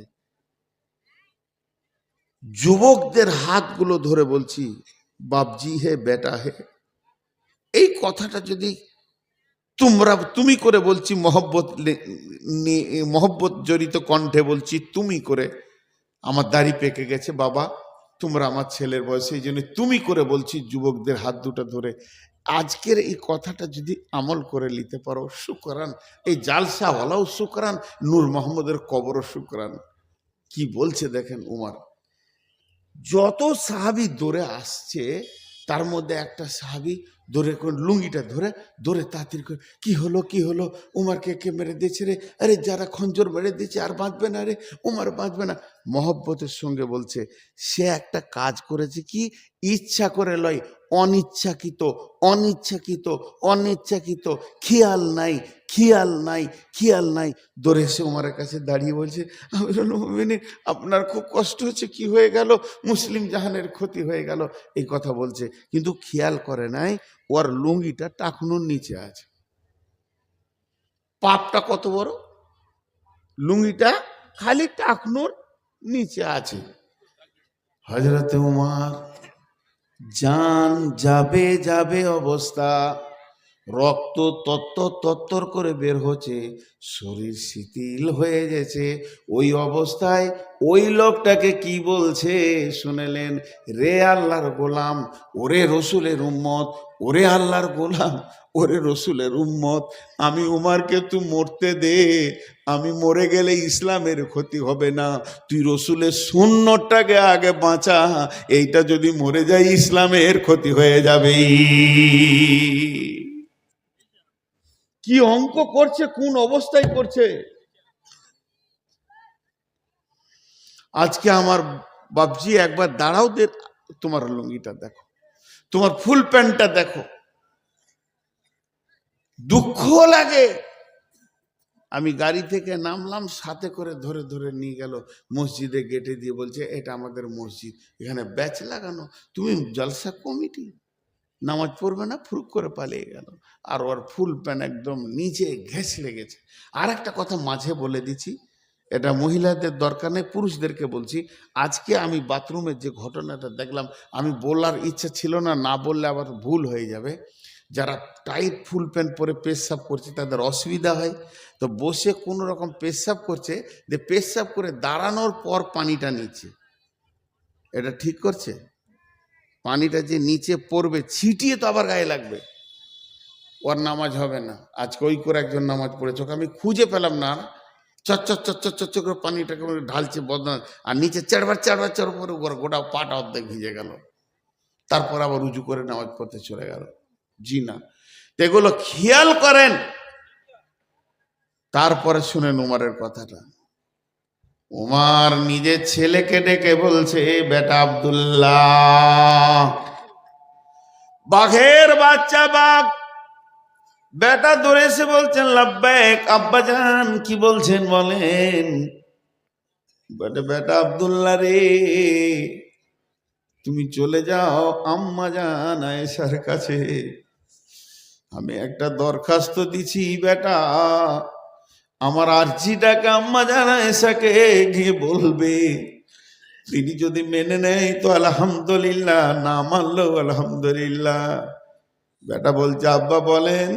বলে তুমি যে আগে সালাম দেবে, তারপরে আমার সালামটা আম্মা জানকে পৌঁছে দেবে, তারপরে বলবে আমার আব্বা এখন অন্তিম শয্যায় শুয়ে আছে, খানিক পরেই পৃথিবী ছেড়ে দিয়ে আখেরাতের খাতাতে নাম চলে যাবে আম্মা জান, আমার আব্বা বড় একটা আর্জি রেখেছে আপনার কাছে, তার মনের আশা তার দুই বন্ধুর কাছে সে কিয়ামত পর্যন্ত শুবে। যেহেতু আম্মা জান আয়েশার ঘরে রসুলের কবর, আম্মা জান আয়েশার ঘরে আবু বকরের কবর, একটা হলো স্বামী, একটা হলো বাপ, আমি তো কেউ নয়, আমাকে ওই ঘরে জায়গা দিতেও পারে না পারে, তো তুমি একবার বলবে আমার আব্বা মনে আরজি করেছে তার দুই বন্ধুর কাছে শুয়ে থাকতে, কিয়ামত পর্যন্ত যেদিন ইসরাফিল সুর ফুঁকবে আমার আব্বা ওই দুই বন্ধুর সঙ্গে উঠবে। আম্মা জান আয়েশাকে যখন গিয়ে বলল আব্দুল্লাহ, আব্দুল্লাহর কথা শুনে আম্মা জান আয়েশা সামান্য এই 1-2 সেকেন্ড মতো চুপ থাকার পর বলল, আব্দুল্লাহ আমি অনেক ভেবে দেখলাম, ইসলামে অনেক অঙ্ক করে দেখলাম, হিসাব করে দেখলাম, এই ইসলামকে বাঁচানোর জন্যে ওমরের যত কোরবানি আছে আমার অত নাই, অতএব ও দুই বন্ধুর কাছে থাকবে, এটাই হলো ওর হক, আমি পারমিশন দিয়ে দিলাম, তোমার আব্বাকে গিয়ে বলো গা। যে যখন বলল আব্বা যান আলহামদুলিল্লাহ পড়লেন, আপনার মনের আর্জি পোড়া হয়ে গেছে, আম্মা আয়েশা কবুল করে নিয়েছে, আপনি পৃথিবী থেকে চলে গেলে আপনার লাশ নিয়ে রসুল আর আবু বকরের পাশে দেওয়া হবে। এরপরে আব্দুল্লাহ বসে গেলেন, বসে গিয়ে আব্বার মাথাটা নিজের জায়গায় নিয়ে চুলগুলোকে এমনি এমনি করছেন, মুখগুলোকে সহেলে দিচ্ছেন, আর আব্দুল্লাহ বাগের বাচ্চা কত সুন্দর করে আব্বাকে বলছেন আব্বা জান আপনাকে আমাকে হতাশ মনে হচ্ছে। কেন হতাশ হবেন? আপনার তো এখন রবের সঙ্গে মোলাকাতের দিন। এখন তো আপনি চললেন রবের কাছে। একটা মুমিন লোক রবের কাছে যাবে তো হতাশ তো হবে না। উমর কেঁদে ফেললেন, কেঁদে বললেন, বেটা তুই তো ভাবছিস তোর বাপ তো রবের কাছে চললো, আমি মৃত্যুকে নিয়ে হতাশ হই নাই রে বাবা।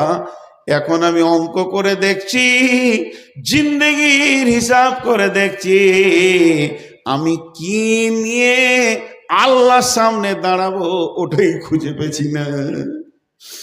আমি কি নিয়ে দাঁড়াবো, কেমন করে আল্লাহর কাছে যাবো? ওই ওমর তুই কে নিছিস বল, আমি কিছুই খুঁজে পেছি না। বেটা বলছে, আব্বা আপনার নামের পাশে বিশ্ব নবী রাদিয়াল্লাহু তাআলা আনহু দিয়ে গেছেন, ভয় করবেন না। বেটা বারবার সাহস দিচ্ছে। হযরত উমর বলছেন, বাবারে আমি মরে গেলে তাড়াতাড়ি মাটি নিচে করে দিও, যদি আমি নেককার হয় ওখানটাই আমার জন্য ভালো, আর আমি যদি বদকার হয় বোঝা ঘরে রাখিও না। এবার এটারে আমার কবরটা অতি সংকীর্ণ করবে, বড় করো না। আমার রব যদি রাজি থাকে ও কবর অটোমেটিক বড় হয়ে যাবে, আর আমার রব যদি রাজি না থাকে তুমি বড় কেটে দিয়ে কিছুই করে দিতে পারবে না। বাবা বেটারে আমাকে সাদা বাটা মোটা কাপড় দিয়ে দাফন করিও, কাফনটা বড় নিও না, বড় শুধু সাদা বাটা শহীদ তো এই কাপড়ই চলে যাবে, তা আমাকে সাদা বাটা কাপড় দিও, বড় কাপড় দিও না, এতে আমার কোনো কাজে আসবে না। এরপরে হযরত উমরের মাথায় হাত বোলাছে। উমর বলছেন, বেটারে তোর জাং থেকে মাথাটা মাটিতে নামিয়ে দে, আমি মাটিতে ঘিষ্টিয়ে শেষ বিদায়টা নি। এই অবস্থা দেখে তোর বাপের রব যদি তোর বাপকে ক্ষমা করে তো করবি। এ ছিল সাহাবীদের জিন্দেগির হিসাব। আবার একটা বইয়ের নাম বলছি, বইয়ের নামগুলো বলে দিচ্ছি, আপনারা পড়েন, ফেসবুক ছাড়েন। বইটার নাম হচ্ছে জীবন সন্ধ্যায় মানবতা। লেখক হযরত মৌলানা আবুল কালাম আজাদ, ভারতবর্ষে যিনি শিক্ষামন্ত্রী ছিলেন।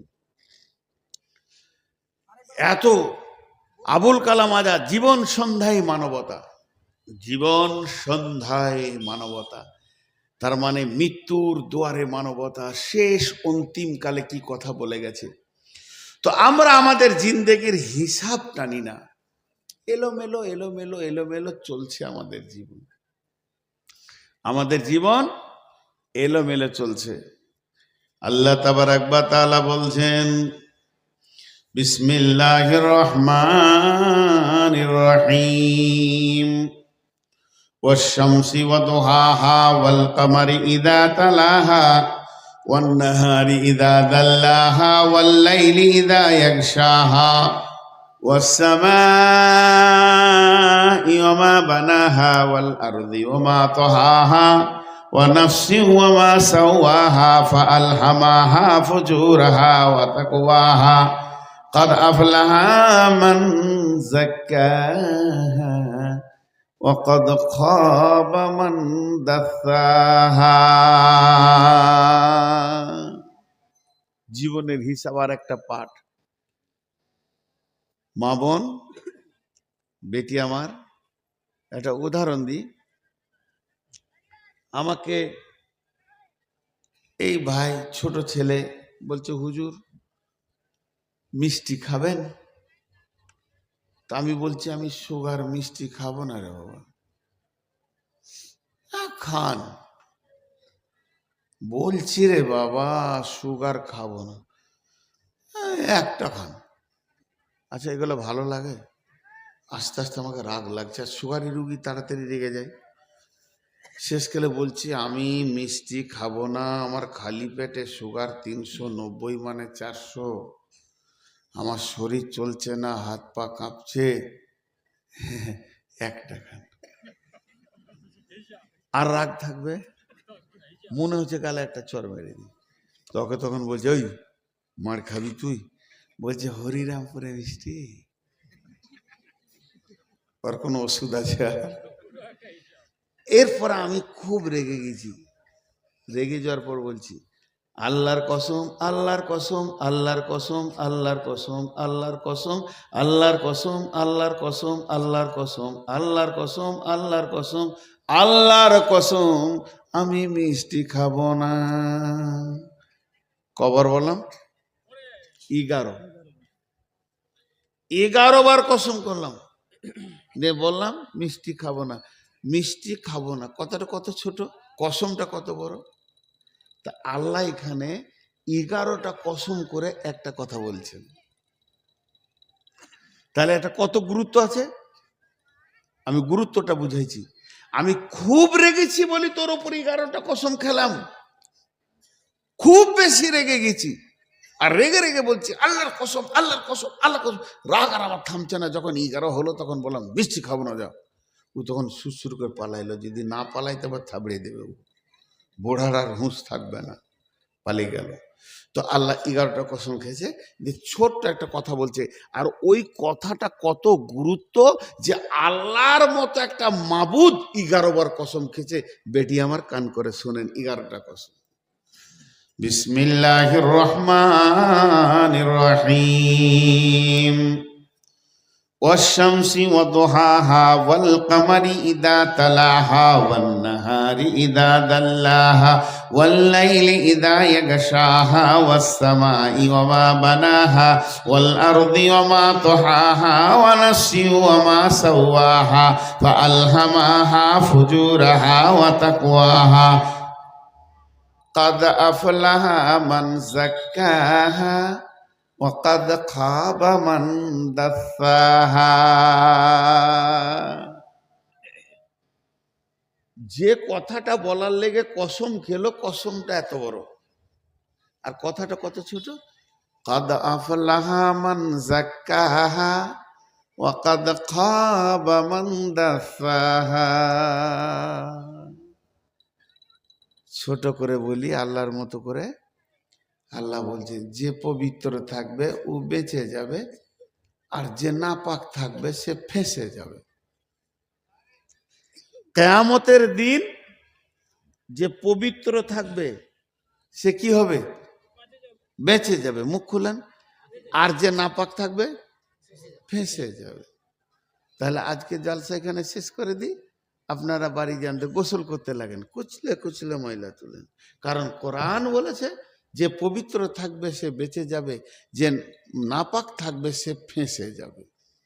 তাহলে গায়ের ময়লাগুলো সব তুলে একদম মহিলারা গোসলখানায় ঢুকে যান, মার্শাল চালিয়ে দেন, আর গরম গরম পানি বের হওয়ার সাবান দিয়ে এমনি করে কুচলে কুচলে যত মাথার চুল টুল আছে, কানের ময়লা ভালো করে, একজন যদি না পারেন আরেকজনের কুচলে দেন, যে গোটা শরীর বডি করে পাক করে নেন। যে পাক থাকবে বেঁচে যাবে, যে না পাক থাকবে ফেঁসে যাবে। কে বলছে? কোরআন বলছে, আল্লাহ বলছে। এখানে অবিশ্বাস করার কিছু নেই। গোসল করেন, খালি গোসল করেন। তফসিরটা বুঝতে ভুল হচ্ছে, ভাষা কিন্তু ওইটাই। আম্মা জান আয়েশা বলছেন রাসূলুল্লাহ সাল্লাল্লাহু আলাইহি ওয়াসাল্লাম কি, ইয়া রাসূলুল্লাহ, আমাকে পবিত্র হওয়াটা শিখিয়ে দেন। যে পবিত্র সব থেকে বড় পবিত্র, যে পবিত্র থাকলে বেঁচে যাব, না পাক থাকলে ফেঁসে যাব, এই রকম একটা বড় পবিত্র শিখিয়ে দেন।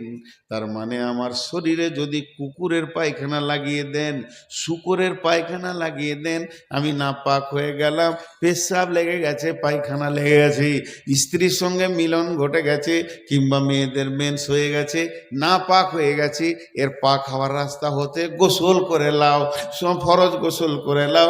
ফরজের গোসল যখন তুমি করে নেবে পাক হয়ে যাবে।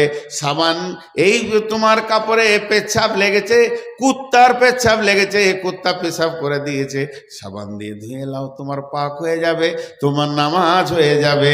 কিন্তু নবীজি বললেন আয়সারে, আল্লাহ যেটা বলতে চেয়েছেন সব থেকে বড় পবিত্র হচ্ছে এইটা, হ্যাঁ, রুজি হালাল। একটা দানা, আমি এক থালা বলি নাই, এক থবা বলি নাই, একটা ভাত হারাম ঢুকে গেল, পাককে পবিত্র করার আর কোনো রাস্তা নেই। নবীজি বলছেন যদি কেউ হারামখোর হয় আর পেটের ভিতরে একটা ভাত হারাম ঢুকে গেছে, একটা ভাত হারাম ঢুকে গেছে, ওই লোকটাকে যদি সমুদ্রে 7টা সমুদ্রে পানিতে ডুবানো হয় আর সাবান তৈরি মেশিনে ডাইড্রামে ঘোরানো হয়, ওকে পাক করা যাবে না। সোনাতে যদি খাদ ঢুকে থাকে, ওকে সাবান দিয়ে খাদ বের করা যাবে না, সাবান দিয়ে বের করা যাবে না। ওকে বের করার একটাই রাস্তা, ওই সোনাটাকে অ্যাসিডে পোড়াতে হবে, আগুনে পোড়াতে হবে, তবেই ওর খাদটা বের হবে। আর যে লোকটা হারামখোর হবে, ওই খাওয়ার থেকে রক্ত হবে, মাংস হবে, হাড্ডি হবে। এই জিনিসটা যতক্ষণ পর্যন্ত জাহান্নামের আগুনে না পোড়ানো হবে, পবিত্র একে সমুদ্রের পানিতেও ডুবিয়ে করা যাবে না। আল্লাহ বলছে হিসাব লাগা।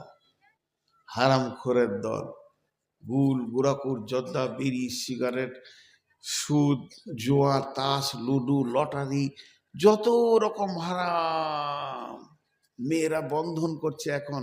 এক যুগে তফসির করতেন বড় বড় মুরব্বীদের মুখে শুনেছি, দোয়া কার কাছে চাইতে হয়? মেয়েদের কাছে চাইতে হয়। যে আমাকে বলছেন, নাম দিয়ে বলবেন আসসালাম আলাইকুম, মানা দোয়া করবেন। তো মুরব্বীর আলেমদের মুখে শুনেছি, আমার কাছে চেয়েও না দোয়া, দোয়া মেয়েদের কাছে চাও। কা কেন? মেয়েরা হারাম করলাই, ইনকাম তো ওরা করে না, পুরুষ ইনকাম করে, যে ইনকাম করে সে সুদ খায়, ও স্বামীর খায়, ও হালাল কর। তো হালাল খোরদের দোয়া কবুল হবে, কিন্তু এখনকার মেয়েরা গ্রুপ আর বন্ধনে ঢুকে গেছে, বুঝেছে না? হারামখোর হয়ে গেছে, হারামখোর হয়ে গেছে, বন্ধনে চলে গেছে, গ্রুপে চলে গেছে, টাকা জমা করছে। উপায় নাই খালা, উপায় নাই বেটি, উপায় নাই হে আমার বন্ধু, হারামখোরকে জাহান্নাম যেতেই হবে, যদিও সে তাহাজ্জুদ পড়ে।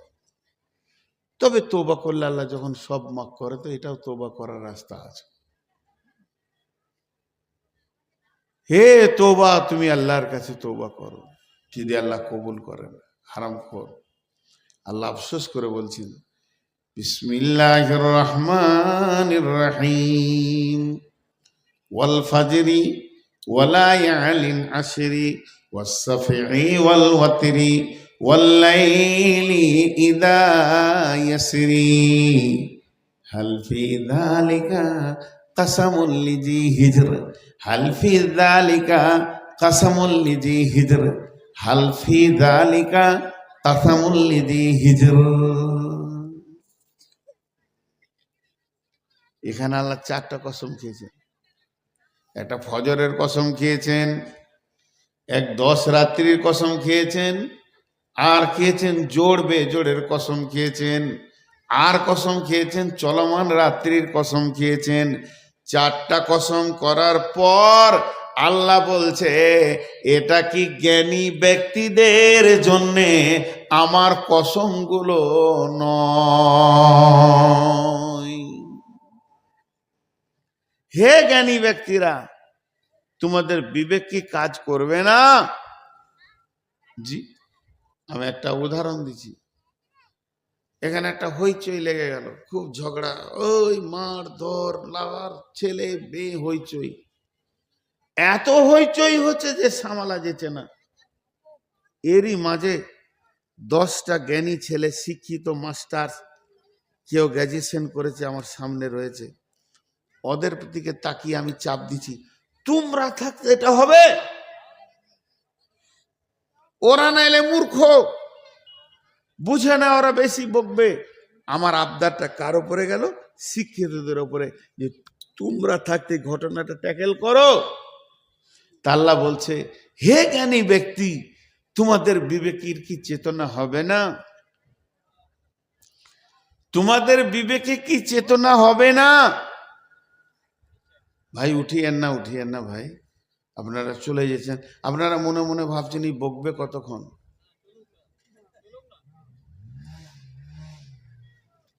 আমি আপনাদের খুব তাড়াতাড়ি ছেড়ে দিয়েছি, উঠিয়েন না। এই কথাটা কেন বিবেকবানদেরকে চাপ দিচ্ছে, একটা উদাহরণ দেব। হিজড়, হিজের শব্দের অর্থ হলো বিবেকবান। মা বোনদেরকে বলছি, খুব আজকে মহিলারা খুব ধৈর্য ধরে শুনছে, এরকম সব দিন পাওয়া যায় না।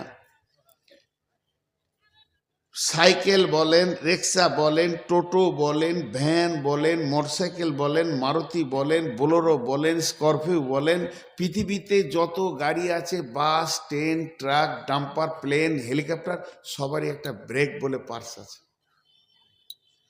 ব্রেক যখন করে তখন ধাক্কা হয় না, অ্যাক্সিডেন্ট হয় না, ওর দ্বারা ভুল হয় না, মানুষ মরে না, খালে পড়ে না, গাড়ি পাল্টি খায় না, ব্রেকটাই কাজ করে, কত লোককে বাঁচায়। কিন্তু সব থেকে দামি ব্রেক কি? তার brake, oil brake, disc brake, হাওয়া ব্রেক। কিন্তু সমস্ত ব্রেকগুলো যদি এক জায়গায় করে দেওয়া হয়, প্লেনের ব্রেক এত হার্ড, 500 কিলোমিটার গতিতে মাটি ছোঁয়, আর 1 কিলোমিটার যেতে না যেতেই ব্রেক করে দেয়। 500 কিলোমিটার গতি থাকে যখন মাটিতে নামে প্লেন, ব্রেক করে কত হার্ড। বলছে সব ব্রেকের একটাই ব্রেক, সব ব্রেকের নির্যাস একটা, সেটা হচ্ছে বিবেক।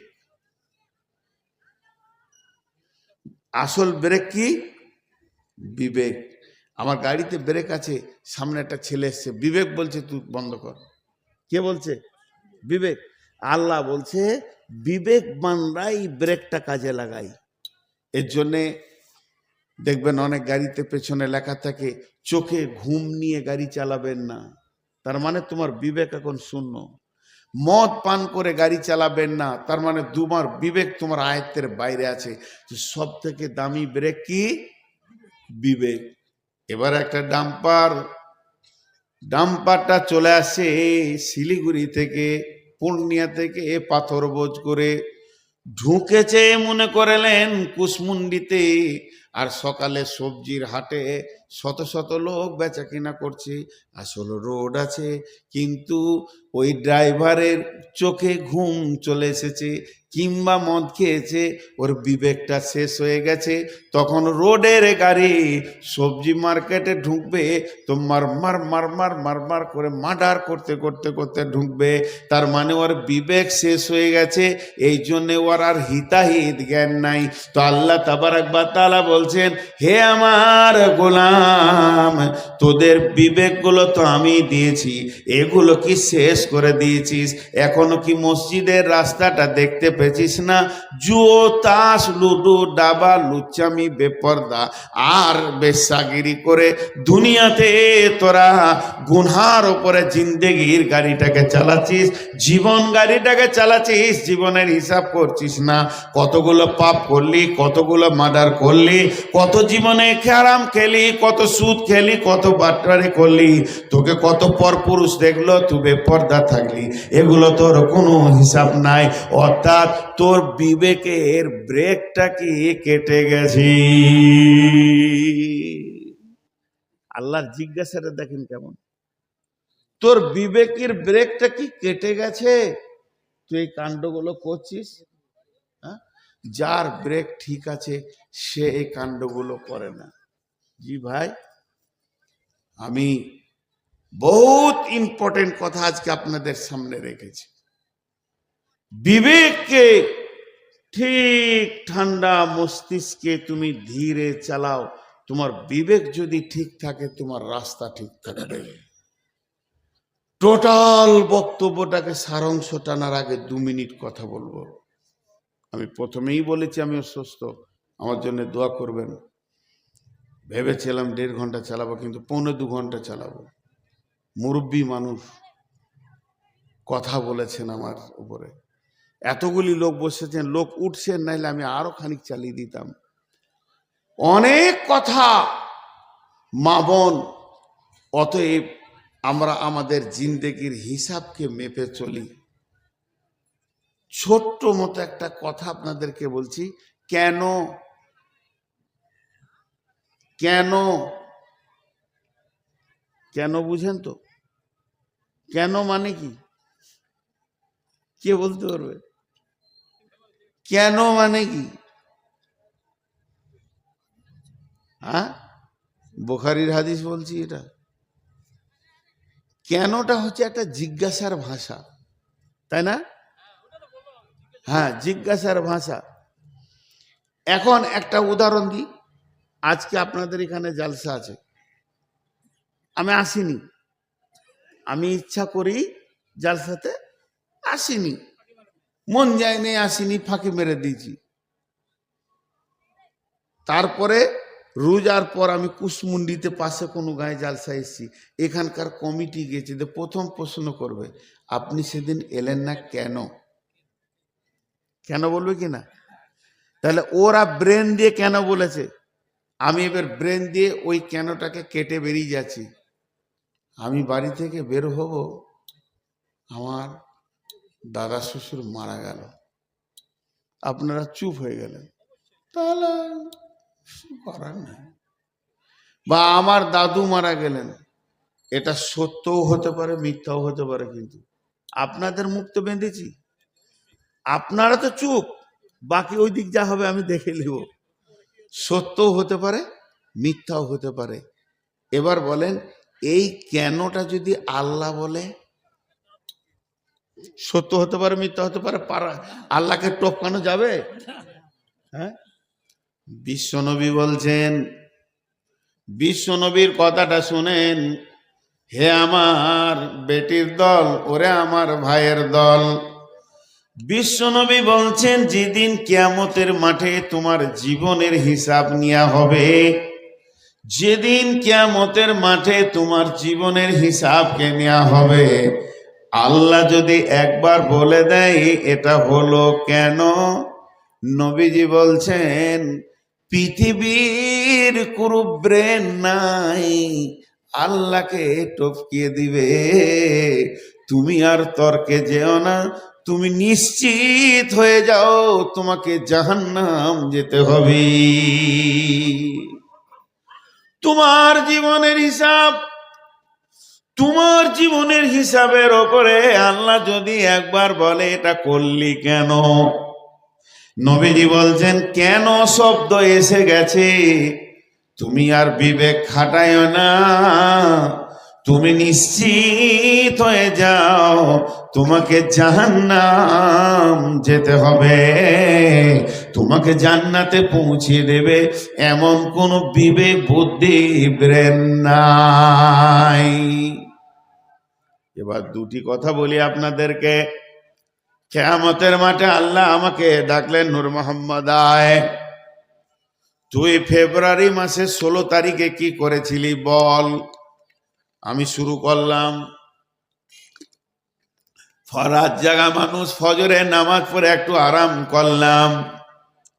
আল্লাহ বলছেন চল আগেবার, আরাম করে উঠে নাস্তা করলাম, তারপরে গাড়িতে উঠলাম, এবার হরিপুরের উদ্দেশ্যে রওনা দিলাম। ঠিক আছে চল। যেতে যেতে গাজলে চায়ের দোকানে বসে চা খেলাম, ঠিক আছে ওটা তো হালাল করেছিস চ। এবার ওখানে যাওয়ার পর চায়ের দোকানে চাটা খাওয়া হয়ে গেল, অতিরিক্ত ফালতু আমি 3 মিনিট বসলাম। আল্লাহ বলে দিলে কেন, আল্লাহ বলে দিলে কেন, ওয়ালা তাকরাবুল ফাওয়াহিশা মা জাহারা মিনহা ওয়া মা বাতান ওয়ালা তাকতুলু নাফসাল্লাতী হারামাল্লাহু ইল্লা বিল হাক্কি যালিকুম ওয়াসাকুম বিহি লাআল্লাকুম তাকিলুন।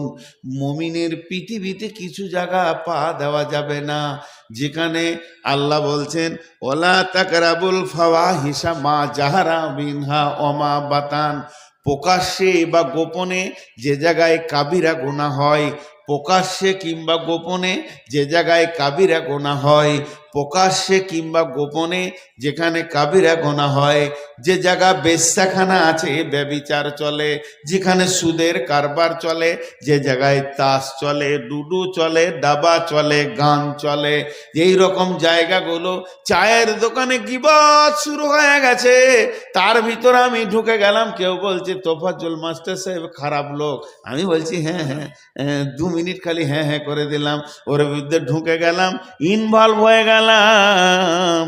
আল্লাহ বলে, গোলাম রে, তুই কেন ওখানে সময় দিলি? জায়গাটা তো নোংরা। আমি বললাম ভুল হয়েছে, চলবে না, সেটা মাফের দুনিয়া নয়, সেটা বদলা নেওয়ার দুনিয়া। এর জন্যে এটা হলো জিন্দগির হিসাব। জিন্দগি ভি আমানাত হ্যায়।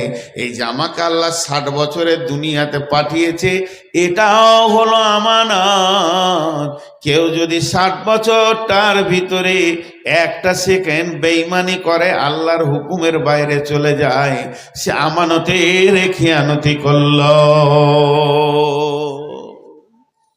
জিন্দেগি ভি আমানত হ্যায়। এটা তো হলো জীবনের। আমার জীবনটা চালানোর পেছনে আল্লাহর খরচা নেই, বলে না? দুটো চোখে যে শক্তিটা দিয়েছে, 54 বছর দেখছি, এখনো লোপ হয়নি। এর ঋণ শোধ করতে পারবো? কিডনি যে আমার খাবারগুলো ছাঁকছে 54 বছর ধরে, হাত পা ব্রেন চোখ কান, প্রতিদিন একটা মানুষ যে শ্বাস নেয়, বিজ্ঞান এই অক্সিজেন তৈরি করতে পারবে না। আর যদি পারতো, এক বিজ্ঞানী বলছে একটা মানুষকে সারাদিন বাঁচাতে 3 কোটি টাকা লাগতো। যদি পারতো, একটা মানুষকে কত লাগতো? তাহলে প্রতিজনকে আল্লাহ প্রতিদিন সকালে 3 কোটি করে দিচ্ছে একদিনের জন্য। এরপরও লোক বলে আল্লাহ আমাকে কিছু দেয় না, আমি কিছু হয় না, আল্লাহর বিরুদ্ধে কথা বলে। একজন হাজি সাহেব খালি চিল্লাইছে বর্ধমানে নাসিন হবে, মুরব্বী মানুষ, ভালো মানুষ, আমি খারাপ বলছি না। তার কি হয়েছে?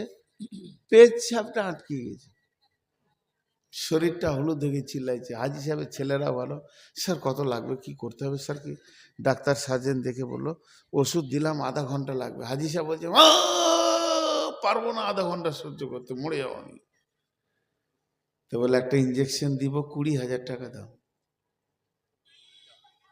ছেলেরা পকেট থেকে ফট করে বার করে খস খস খস খস খস খস ইঞ্জেকশন মারলে পেশাব হয়ে গেল। আরে ভাই, একটা ট্রাক আনলোড হয়ে যায় 5,000 টাকায়, খালি মুত কটা বার করতে 20,000 লাগলো।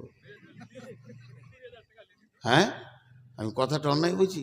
এক ট্রাক পাথর এসে আপনার ঘরে দাঁড়াবে, যদি লিভারকে বলা হয় তো 5,000 ডুবো সব কটা আনলোড করে দিয়ে দেবে। আর ওর এই এক পোম মুত খেয়েছিলে কেন, পানি লাফাইছিস কেন? তাহলে প্রতিদিন আমরা 3 বার পেশাব করছি, 60,000 টাকা আল্লাহ দিচ্ছে। আর আল্লাহ যদি একবার স্ক্রুটা টাইট করে দেয়, বাস ব্যাঙের মতো লাফাবে, তারা তারা তারা, কোথায় ঢালবো কোথায় ঢালবো কোথায় ঢালবো। আল্লাহ শুকরিয়া মানুষ করতে পারে না, আল্লাহ শুকরিয়া করতে পারে। আল্লাহ বলছে তোরা খালি কাগজ কলম নিয়ে হিসাব কর। সাহাবীরা হিসাব করেছে, জিন্দেগিকে মানদণ্ডে নিয়ে এসেছে। বহুত সাহাবীর জীবনে পাবেন, ওরা রাতে শোয়ার আগে বিছানায় বসে যেগুলো হাদিস কোরআনে তসবিহ তাহলিল কিরাত সূরা আছে পড়ে নিল, পড়ে নেওয়ার পর এবার হিসাব করতো, আজকে কি কি কথা বলেছি, কোন কথাটা বেশি হয়ে গেছে, কোনটা না বললেও চলতো। দেখতো মা ইয়ালফিদু মিন কাউলিন ইল্লা লাদাইহি রাকিবুন আতীদ, তুমি যা কথা বলো সেই কথাগুলোর হিসাব হবে। দেখতে ও বলছে, নিজেই নিজেকে বলছে, মন রে, সকালে যদি এই কথাটা না বলতাম তাহলে কিয়ামতের দিন আমার লোড হতো না, এইটা আমি বেশি বলে ফেলেছি, এটা আমার ভুল বলে ফেলেছি। খিস্তি লয়, গালি গালাজ লয়, সাধারণ ভাষা একটু বেশি হয়ে গেছে। ওইটা নিয়ে কেউ সলাতুত তওবা করতো, কেউ তওবা করতো, তারপরে বিছানায় শুধু। এটা সাহাবীদের জিন্দেগি ছিল। তারা নিজের জিন্দেগির হিসাব করেছে, গাদা গাদা গাদা গাদা কলম খাতা শেষ করে দিয়েছে। এ যুগে হিসাব আছে? কথা বলে না? আছে, হিসাব আছে। খাতা শেষ হচ্ছে, কলমও শেষ হচ্ছে, নিজের লয় পড়ে চায়ের দোকানে বেশি আর কি ছিল, ফকিরনির বাচ্চা, আজকে টাকা হয়ে যায় আর কি আছে। ও আর মেয়েরাও পরের হিসাব করে করে জিন্দেগির খাতা শেষ করে দিলাম। আমি একটা কথা তর্কের খাতিরে বলছি, কাউকে পাপ করতে বলছি না, আমি একবার বোঝানোর জন্য বলছি। আমি মদ খেলাম তো তোর বাবার কি? এর কোনো উত্তর আছে? আমি মদ যদি খেলাম তো তোর বাবার কি? তুই চায়ের দোকানে বসে বলছিস নূর মোহাম্মদ মদ বেশ করেছি, খেয়েছি, কি করে নিবি বল? আছে উত্তর? একটা উত্তর আছে, কি তুই যদি খুব ভালো মানুষ হয় আমার পাটা ধর, বল ভাই খাস না, তোকে এইটুকু পার আল্লাহ দিয়েছে নাকি? আমার বিরুদ্ধে তুই চায়ের দোকানে কথা বলে লাভ কি করবি? বেশ করেছি, খেয়েছি। কারণ এত জোরে বলছি কেন? আমার জান্নাতের চাবি যার হাতে, আমার জাহান্নামের চাবি যার হাতে, যে আমাকে জোর করে বলতে পারে মদ খেলি কেন বল, সেই পাওয়ারওয়ালা ব্যক্তিটার নামই হলো আল্লাহ। ওই আল্লাহ বলছে, বান্দারে খেয়েছিস, বেশ করেছিস, আমি মাফের দরজা খুলে রেখেছি, তওবা কর। যার হাতে আমার জান্নাতের চাবি, সে বলছে তুই তওবা কর, তোকে আমি মাফ করব। আর তুই চায়ের দোকানে বসে আমার বিরুদ্ধে কথা বলে কি করে নিবি আমার? এর নাম হলো গীবত। কোনো লাভ নাই যারা করে, লোকের হিসাব করে খাতা খরচা করে, এরা হলো পাগল, এরা হলো পাগল। জি ভাই, 2 ঘন্টা হতে 5 মিনিট, আমরাও একটু হুশ বলুন বলছেন, কিন্তু আমার শরীরের অবস্থা জানেন, এখন মনে হচ্ছে এদিকে পড়বো না এদিকে পড়বো। তো আপনাদের কাছে আজকে টোটাল বক্তব্যের বিষয় হলো জীবনের হিসাব। লোকের হিসাব বাদ দিয়ে নিজের হিসাব করি, আর সারা জীবনে যা করেছি তার এগেনস্টে তওবা করি। সামনে রমজান মাস এসে গেছে, এই 2 দিনের ভিতরে কে মরবো জানি না। সৌভাগ্যবান ব্যক্তি ওই যে রমজান মাস পেয়ে গেল। রমজান মাস ঢুকলে আসমানে থেকে 2টো ফেরেশতা চিৎকার মারে, এই গুনাহ করনেওয়ালা, এ গুনাহ করনেওয়ালা, এ গুনাহ করনেওয়ালা, অনেক হয়ে গেছে, এবার চুপ কর, চুপ কর, রুখে যা, রুখে যা, তওবা করে লে, তুই সুযোগ পেয়ে গেছিস, রমজান এসে গেছে, তোর কপাল ভালো। আর একজন বলে, এ নেকি করনেওয়ালা, তো সুযোগ হয়ে গেছে, আরো নেকি কর, নেকিকে 70 গুণ বাড়িয়ে দেওয়া হয়েছে। 2টো ফেরেশতা এলান করে। অতএব আমরা এই দিকটা ধ্যান করি। আপনাদের কাছে আমি ভিক্ষা চাইছি, ভিক্ষা শব্দটা দেখেন, 2টি ভিক্ষা চাইছি। যদি আমার মত থাকে, যেন ইমানের সঙ্গে মত হয়, আল্লাহ যেন মাফ করে। আর আমার ভিতরে যদি বড় কাবিরা কোনো ত্রুটি থাকে অজান্তে বা জানতে, আল্লাহ যেন সেগুলোকে আমাকে হায়াতের জিন্দেগিতে সরিয়ে দেন, এই দোয়াটা করবেন। আর বেঁচে থাকার জীবনে সুস্থ শরীর দরকার। আমি অনেক দুর্বল হয়ে গেছি, আমাকে আপনারা দোয়া করবেন যেন শেফায়ে কামেলা দেয়। আর শেষ কথা বলছি, যতগুলো পুরুষ আছেন, আমার এই চাদরটা এখানে ধরবে 2জন, যার কাছে যা আছে চাদর একবার হাত রেখে যাবেন। শেষ কথা, আমি আর আপনাদের সামনে বেশি কথা বলছি না, শেষ কথা বলছি। এই